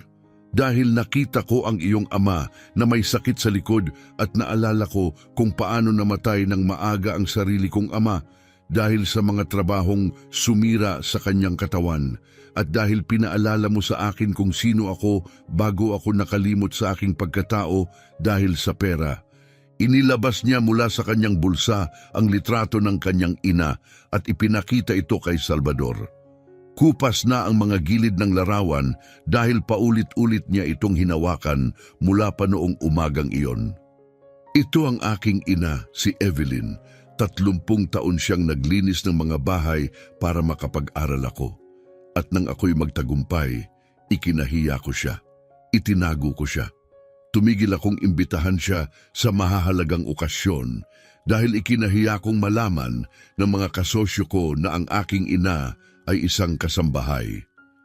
Tumama ang pampublikong pag-amin na yon na parang pagsabog.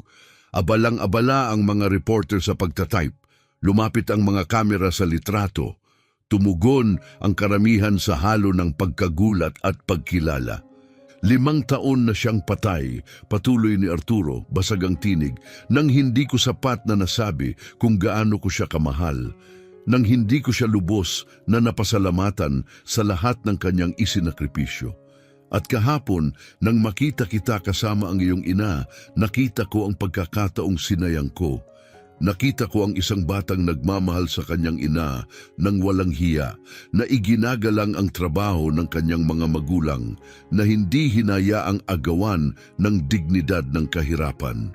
May takip ang kamay ni Carmela sa kanyang bibig. Malayang dumadaloy ang luha.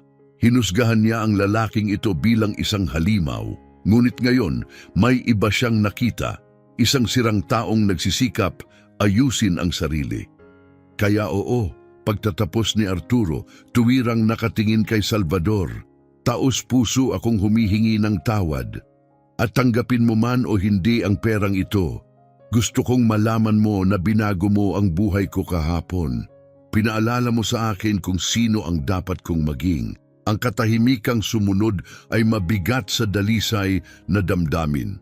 Tumingin si Salvador sa kanyang ina na tumango sa gitna ng luha. Pagkatapos ay tumingin siya sa kanyang ama na tumango rin, pinupunasan ng sariling luha. Sa wakas, humakbang pasulong si Salvador. Ang kanyang mga nakayapak na paa ay dumadampi sa mainit na semento. Iniabot niya ang kanyang maliit na kamay, marumi pa sa alikabok ng plaza, at kinuha ang sobre. Sumabog ang karamihan, hindi sa hungkag na pagdiriwang, kundi sa mas malalim na bagay. Tunog iyon ng 300 taong pinakawalan ang matagal ng kinikimkim na damdamin. May hayagang umiyak, may pumalakpak, may mga inang niyakap ang kanilang mga anak, may mga manggagawang nagyakapan. Isa sa mga reporter, isang batang babae na mula pa sa simula ay nagbabalita na tungkol sa kwento ay may luhang dumadaloy sa kanyang mukha habang nagsasalita sa kamera. Ito ay higit pa sa pagtupad ng isang pustahan. Ito ay hustisya. Ito ay pagkatao. Ito ang nangyayari kapag naaalala nating makita ang isa't isa bilang mga tao. Ngunit hindi pa tapos si Salvador. Hawak ang sobre, tumingin siya kay Arturo na nakaluhod pa rin sa kanyang harapan. Ginoong Peralta, sabi ng bata, nanginginig ngunit malinaw ang tinig, pinatatawad ko kayo. Ang dalawang pinakamakapangyarihang salitang maaari niyang bigkasin. Ipinikit ni Arturo ang kanyang mga mata, ang bigat ng kapatawarang iyon ay bumagsak sa kanya na parang pagpapala at pananagutan sa iisang sandali.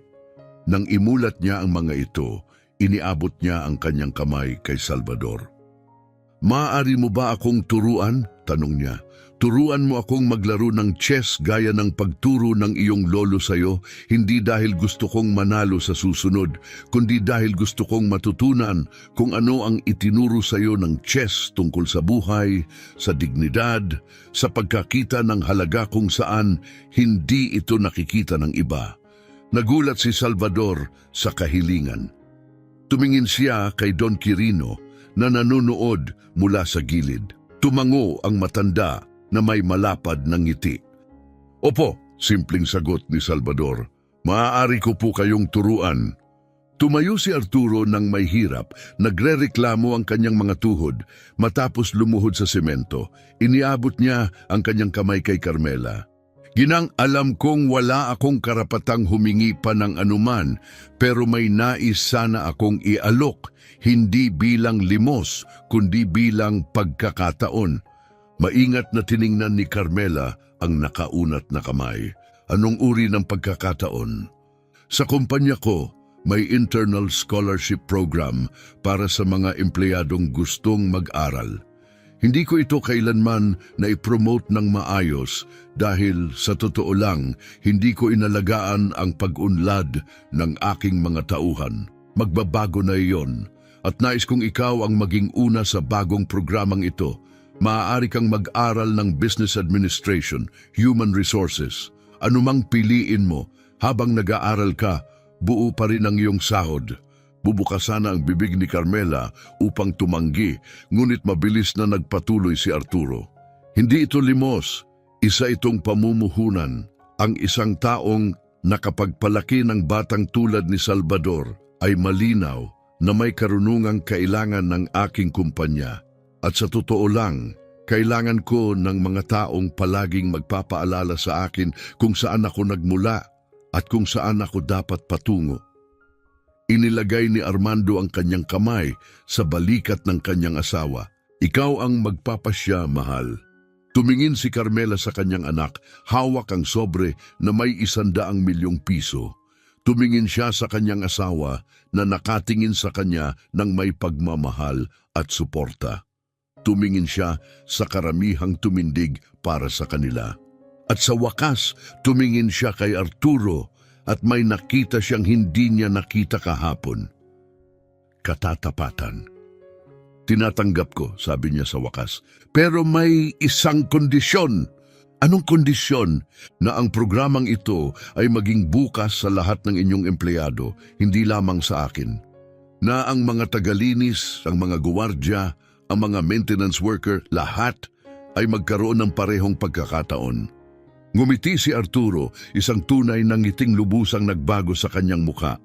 Pumapayag ako at higit pa riyan, gusto kong ikaw ang tumulong sa pagdisenyo ng programang iyon.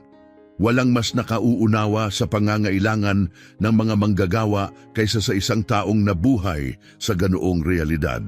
Nagkamay sila, isang kilos na nakuna ng 12 ng kamera. Hindi lamang iyon kasunduang pangnegosyo, isa iyong tulay na itinatayo sa pagitan ng dalawang mundong bihirang magtagpo. Lumapit si Don Quirino na may pilay, nakangiti mula tainga hanggang tainga. Ginoong Peralta, may isa pang gustong makipagkita sa inyo. Lumihis siya at lumitaw ang isang lalaking nasa 50 taong gulang, maayos manamit, ngunit walang labis na karangyaan ni Arturo. Iniabot ng lalaki ang kanyang kamay. Ako si Master Carlos Sanchez, pakilala niya. Nanigas si Arturo, ang lalaking nagplano ng lahat. Ang lalaking ipinya niya sa isang pampublikong laban, ilang buwan na ang nakalipas. Ang lalaking naghanda ng perpektong pagtutuos. Ikaw, sabi ni Arturo, hindi malaman kung magpapasalamat o magagalit.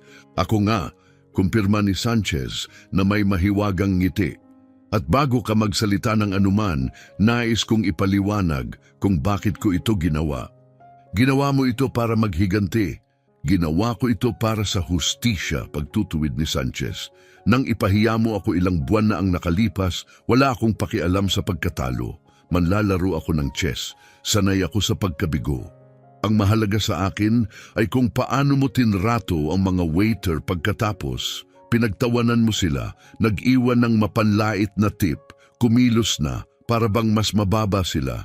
Nakita ko sa iyo ang isang taong kailangang maalala kung ano ang ibig sabihin ng maging tao. Kaya pinagbitag mo ako.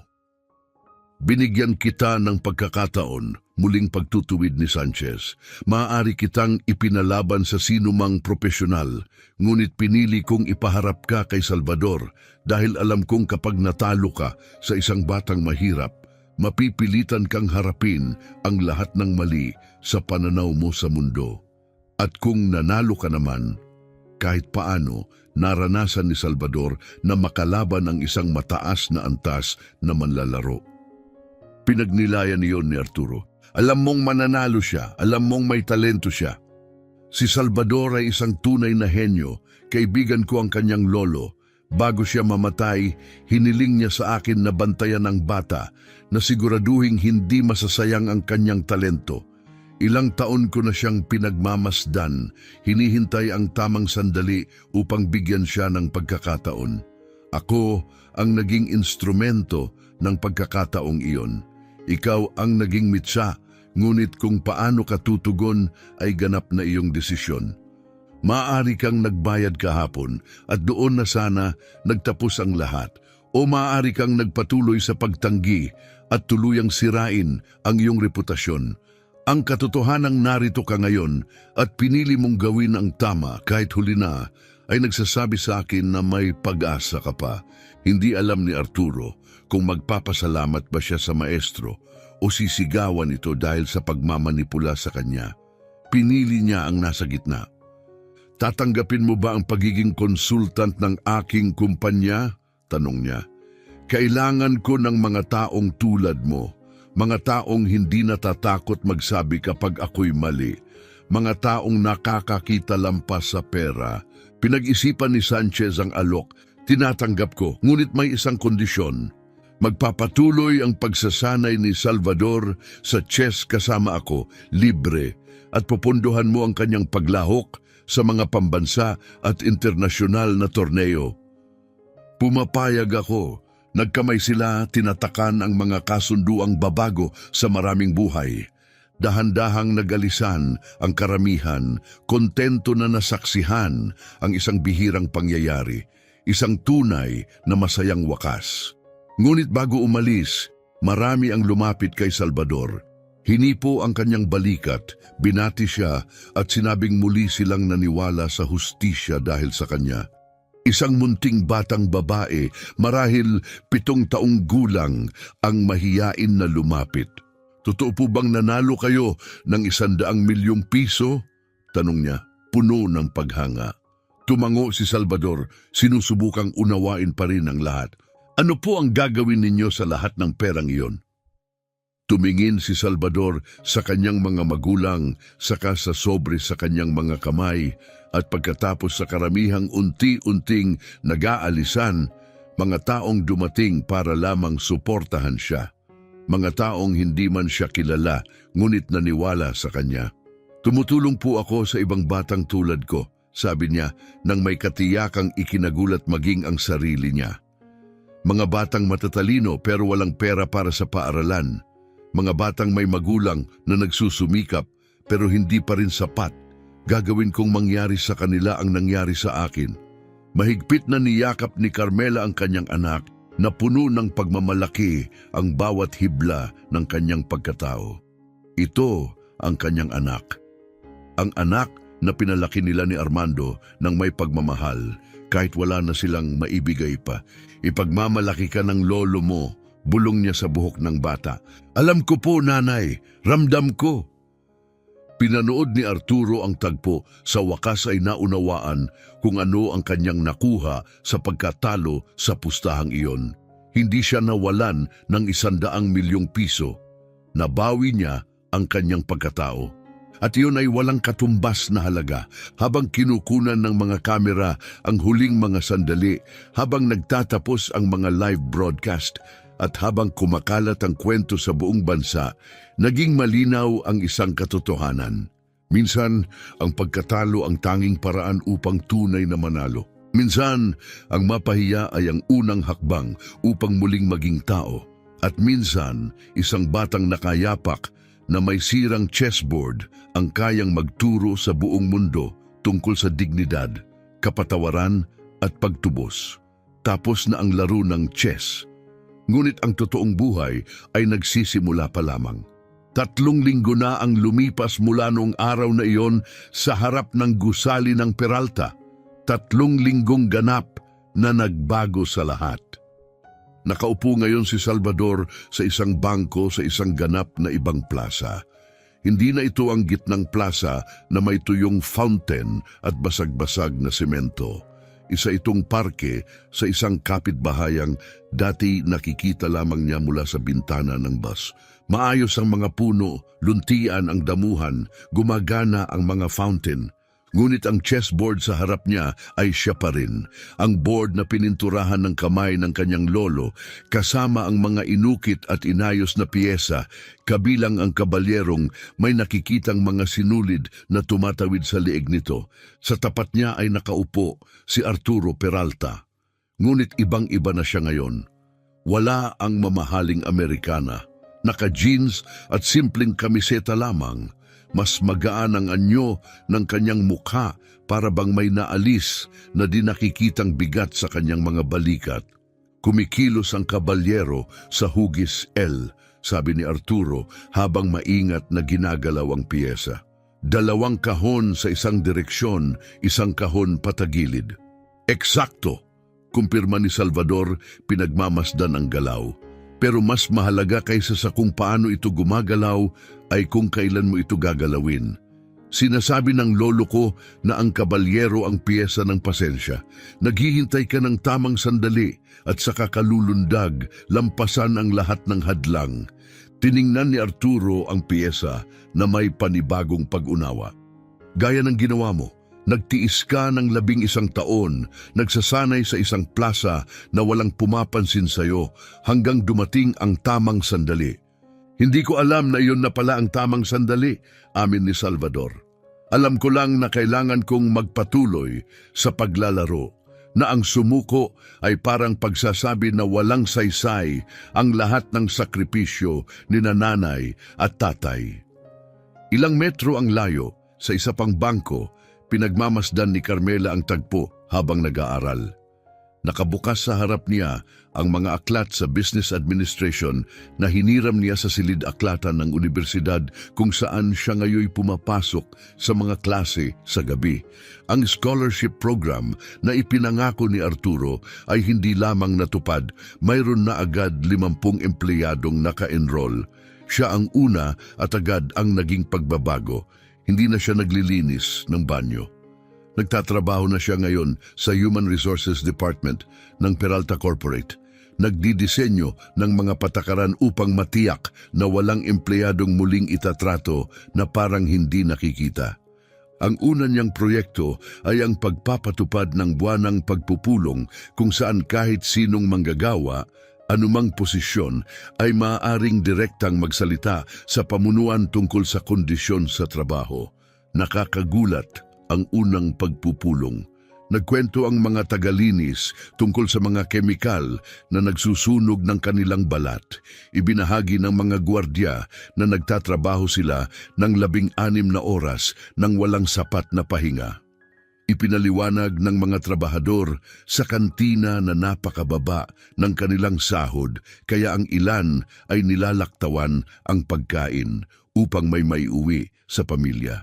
Nakinig si Arturo sa lahat, sa bawat salita, sa bawat reklamo, sa bawat mungkahi at kumilos siya. Ngayon makalipas ang 3 linggo, ibang kumpanya na ang Peralta Corporate. Hindi perpekto, ang tunay na pagbabago ay nangangailangan ng panahon. Ngunit malinaw na iba na. Ginong Peralta, sabi ni Salvador, inaalis si Arturo sa kanyang pag-iisip. Kayo na po. Pinag-aralan ni Arturo ang board, sinusubukang ilapat ang mga itinuro sa kanya ni Salvador sa huling 3 aralin. Nakakakita na siya ng 3 galaw sa unahan. Dati, isa lang. Maari ba akong magtanong ng personal? Sabi ni Arturo habang ginagalaw ang kanyang phone. Opo, ano ang pakiramdam na magkaroon ng 100 milyong piso sa edad na 11? Tumawa si Salvador, isang tunog na mas madalas nang naririnig ni Carmela at labis niyang ikinatutuwa. Kakaiba, talagang kakaiba. Nasa bangko ang pera, pero hindi kasing laki ng inaakala ng iba ang pagbabago sa buhay ko. Paano?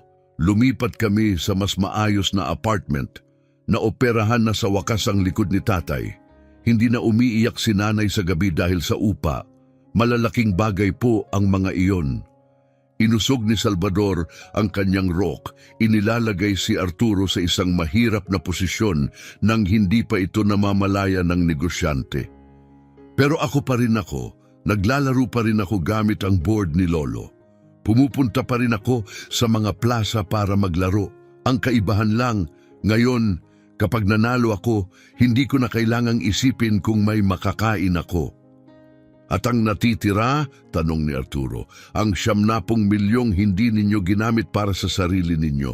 Narinig ko na, ginagamit namin yon eksakto gaya ng sinabi ko noon, putol ni Salvador, bakas ang pagmamalaki sa kanyang tinig. Tumutulong si Don Quirino, si Master Sanchez din. Hinahanap namin ang mga batang tulad ko, mga batang matatalino pero walang oportunidad.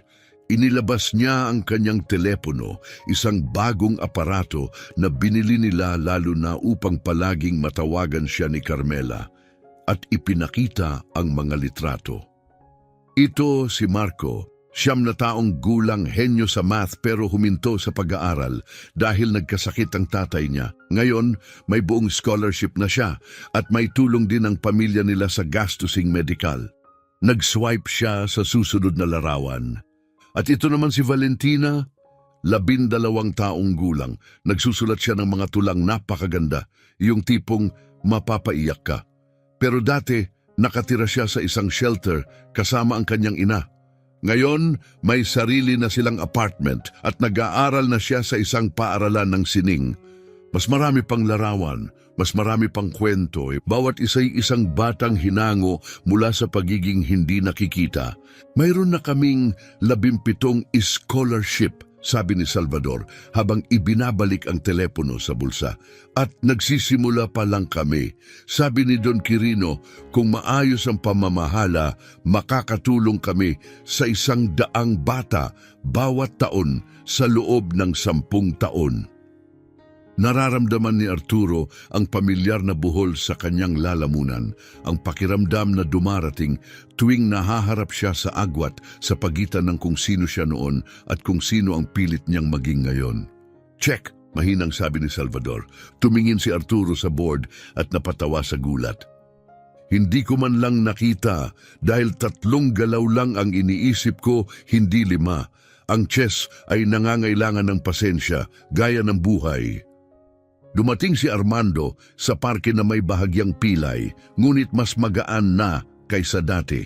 Matagumpay ang operasyon.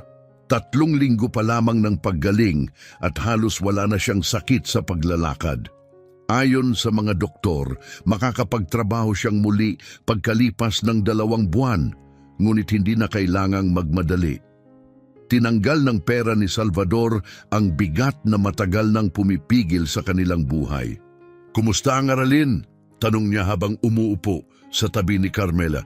"Nilulupig ng anak mo ang pinakamayamang negosyante sa lungsod," sabi ni Carmela na may ngiti. "Muli, yan ang anak ko!" Pinagmasdan ni Armando ang kanyang asawa. Ang mga linya ng pagod sa kanyang mukha ay humupa na. Ang mga mata niyang dati namumula sa kakaiyak ay ngayoy kumikislap sa tila pag-asa. Patuloy pa rin siyang nagsusumikap, nag-aaral at nagtatrabaho, ngunit iba na ang pakiramdam. Hindi na ito desperadong pag-survive, ito'y pagtatayo ng kinabukasan. "Alam mo ba kung ano ang sinabi ni Salvador kagabi?" tanong ni Carmela habang tinatandaan ang pahina ng kanyang aklat sa business. "Ano?" Sabi niya, namimiss daw niya ang gitnang plaza, ang mga sirang bangko, ang tuyong fountain, at si Don Quirino na nagbebenta ng dyaryo. "Talaga?" Sabi niya, maganda raw ang parking ito, pero ang gitnang plaza ang tahanan niya. Doon daw siya kilala. Dito, tinitingnan daw siya ng mga tao ng kakaiba. Isang batang nakayapak sa mayamang kapitbahayan.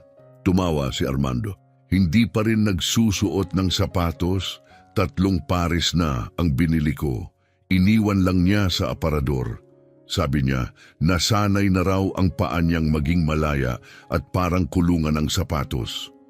Kung ganoon, hayaan mo siyang bumalik sa gitnang plaza. Hindi niya kailangang baguhin ang sarili niya dahil lang may pera na siya. Iyan din ang sinabi ko sa kanya. Natapos ang aralin sa chess na muli na namang checkmate si Arturo. Ngunit mas tumagal kaysa sa mga nauna. Natututo siya. Mabagal, ngunit tunay.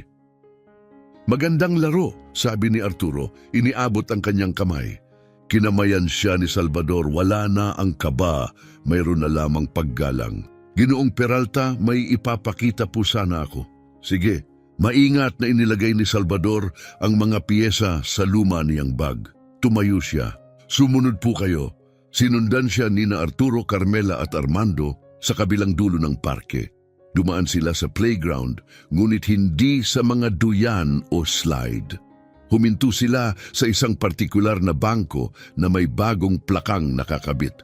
Ang nakasulat sa plaka, "Sa alaala ni Don Miguel Castro, guro sa chess, isang pambihirang lolo, isang taong may dignidad. Ang halaga ng tao ay wala sa kanyang pag-aari, kundi sa kanyang ibinibigay." 1945 to 2021. Napasinghap si Carmela, hindi niya alam na ginawa ito ni Salvador. "Bahagi ng pera ko ang ginamit ko rito," paliwanag ni Salvador habang marahang hinahaplos ang plaka. "Tinulungan ako ni Master Sanchez para makakuha ng permiso. Gusto kong magkaroon si Lolo ng lugar kung saan siya maaalala, kung saan pwedeng umupo ang ibang bata, at baka may magturo sa kanila ng chess tulad ng pagturo niya sa akin. Binasa ni Arturo ang plaka ng 2 beses, tinatatak sa alaala ang bawat salita. Matalino ang lolo mo. Opo, at sana'y nakilala ninyo siya. Sa tingin ko, marami kayong napag-usapan. Sa tingin ko rin. Umupo si Salvador sa bangko, inaanyayahan si Arturo na umupo sa tabi niya. Nanatiling nakatayo sina Carmela at Armando sa likuran, nagbibigay ng espasyo. May sasabihin po sana ako na hindi ko pa nasasabi kahit kanino, sabi ni Salvador. Makikinig ako. Nang mamatay ang lolo ko, may ipinangako ako sa kanya. Nangako akong may saysay ang magiging buhay niya, na hindi mamamatay kasama niya ang lahat ng itinuro niya sa akin. Kaya nagpatuloy akong maglaro ng chess kahit nagugutom kami. Kaya araw-araw akong pumupunta sa plaza dahil habang naglalaro ako, buhay pa rin siya sa isang paraan. Pumatak ang luha ni Salvador, ngunit nagpatuloy siya. At nang matalo ko kayo, hindi lang po pera ang iniisip ko. Iniisip ko, Lolo, nakikita mo ba ito? Ginagawa ko ang itinuro mo. May dignidad ako. At nang tumanggi kayo noong una, hindi po ako nagalit. Nalungkot lang ako. Dahil parang ibig sabihin noon, hindi pala ginagantimpalaan ng mundo ang dignidad. Ramdam ni Arturo ang bawat salita na parang suntok sa dibdib. Pero dumating ang kinabukasan, pagpapatuloy ni Salvador. At tinupad ninyo ang inyong salita at pinaniwala ninyo akong baka lang, pwedeng maging patas ang mundo, na mahalaga ang dignidad, na dapat tuparin ang mga pangako. Salvador, halos hindi makapagsalita si Arturo. Mas marami kang itinuro sa akin sa isang laro ng chess kaysa sa natutunan ko sa 20 taon ng negosyo. Itinuro mo sa akin ang pinakamahalagang bagay na nakalimutan ko, na tao muna tayo bago ang lahat. Sandali silang nanahimik, 2 taong mula sa magkaibang mundo, pinag-ugnay ng aral na hindi kailanman malilimutan. Palubog na ang araw nang sabay-sabay silang naglakad pabalik. Si Arturo patungo sa kanyang sasakyan, ang pamilyang Castro patungo sa kanilang bagong apartment na malapit lang. Ginong Peralta, tawag ni Carmela bago sila maghiwalay. Tawagin mo akong Arturo, pakiusap. Hindi na kita boss, magkatrabaho na tayo. Ngumiti si Carmela. Arturo, may gusto lang akong sabihin. Noong una kitang makita, kaaway ang tingin ko sa'yo. Isa ka sa mga taong nagpahirap sa buhay ko. Pero ngayon, may iba na akong nakikita. Ano yon? Isang taong may tapang magbago. At mas bihira iyon kaysa sa anumang talento. Madaling maging mabuti mula sa simula. Pero ang piliing maging mas mabuti matapos magkamali, iyan ang tunay na tapang. Niyakap ni Arturo si Carmela at buong loob niyang tinanggap ang yakap. Kinamayan niya si Armando, dama ang lakas ng kapit na galing sa mga taon ng pagsusumikap. Sa huli, lumuhod siyang muli sa harap ni Salvador. Salamat, sabi niya, sa lahat. Kita tayo sa susunod na linggo para sa isa pang aralin? Tanong ni Salvador. Hinding-hindi ko palalampasin. Nang gabing iyon, sa bagong apartment ng pamilyang Castro, nakaupo silang 3 sa sarili nilang sala, sa sarili nilang sofa, sa sarili nilang tahanan, sa unang pagkakataon matapos ang maraming taon. Hindi na sila nagsisiksikan sa iisang silid. May sariling kwarto si Salvador na may mesa para sa pag-aaral. May pribadong espasyo sina Carmela at Armando. At gayon pa man, gabi-gabi pa rin silang magkakasama. Dahil nabibili ng pera ang espasyo, sabi ni Salvador habang nakapulupot sa pagitan ng kanyang mga magulang. Pero hindi nito napapalitan ang lapit na nabuo sa panahon ng hirap. Alam niyo ba kung ano ang pinakamagandang bahagi ng lahat ng ito? Tanong niya. Ano iyon, mahal ko? Sagot ni Carmela, na hindi namin kinailangang baguhin ang sarili namin para magbago ang buhay namin. Kami pa rin kami, ang kaibahan lang, nakikita na kami ng mundo. Hinagkan ni Armando ang ulo ng kanyang anak. Palagi ka naming nakikita, kinailangan lang ng isang himala para makita ka rin ng iba. Hindi po himala iyon, Tay. Chess iyon. Sabi ni Lolo, itinuturo ng chess ang pinakamahalagang katotohanan. Hindi mahalaga kung anong mga piyesa ang sinimulan mo. Ang mahalaga ay kung paano mo sila laruin. Sa kabilang panig ng lungsod, mag-isa si Arturo Peralta sa kanyang penthouse. Ngunit iba ang pakiramdam ng pag-iisa ngayon. Hindi na ito ang pag-iisang dulot ng pagkakahiwalay sa mundo. Ito'y katahimikan ng taong natutong makipagpayapaan sa sarili. Inalis niya ang litrato ng kanyang ina mula sa frame at inilagay ito sa kanyang mesa, kung saan araw-araw niya itong makikita. Hindi na nakatago sa drawer, hindi na pinagmumulan ng hiya, kundi paalala kung sino talaga siya at kung saan siya nagmula. Nag-vibrate ang kanyang telepono, mensahe mula kay Master Sanchez. Unang pulong ng Dignity Foundation bukas, alas 10 ng umaga. May 47 aplikasyon na mula sa mga pamilyang nangangailangan. Handa ka na ba? Agad na nag-reply si Arturo. Handa na, dagdag pa niya. At salamat sa hindi mo pagsuko sa akin nung sumuko na ako sa sarili ko. Ilang segundo lang dumating ang sagot. Lahat tayo'y karapat-dapat sa ikalawang pagkakataon. Ibinigay mo sa akin ang sa akin noon nang walang ibang naniwala sa isang mahirap na chess player para magturo sa club mo. Kinailangan lang ng panahon para ipaalala sa iyo na ang habag na ipinakita mo noon ay buhay pa rin sa loob mo. Nakalimutan yon ni Arturo na minsan siya rin ay nagbigay ng pagkakataon na dati naniniwala rin siya sa pagtulong sa may talento kahit walang yaman. Sa paglipas ng panahon, nawala niya ang sarili niya, ngunit muli siyang natagpuan ni Salvador. Lumipas ang mga linggo, naging mga buwan, at ang kwento ng batang henyo at ng mayabang na milyonaryo ay naging alamat. Patuloy na kumalat ang mga video, patuloy na naisulat ang mga artikulo, ngunit ang pinakamahalagang mga bagay ay nangyayari sa labas ng kamera. Nagpatuloy si Don Quirino sa pagbebenta ng dyaryo sa gitnang plaza, ngunit ngayon ay tumutulong na rin siyang tukuyin ang mga batang may talento na nangangailangan ng suporta. Lumago ang Dignity Foundation at umabot na sa 89 na iskolar. Bawat isa ay may katulad na kwento, talentong nilamon ng kahirapan, ngayoy namumulaklak dahil sa oportunidad. Na-promote si Veronica bilang Director of Social Responsibility sa Peralta Corporate. Nagdidisenyo ng mga programang ginawang huwaran ang kumpanya sa makatarungang pagtrato sa mga empleyado. 3 beses sa isang linggo namang sinasanay ni Master Sanchez si Salvador, inihahanda siya para sa mga pambansang torneo. Nanalo na ang bata ng 2 kompetisyon sa kanyang kategorya ng edad. At linggo-linggo, walang palya, umuupo si Arturo Peralta kasama si Salvador sa harap ng luma at pinintang kamay na chessboard.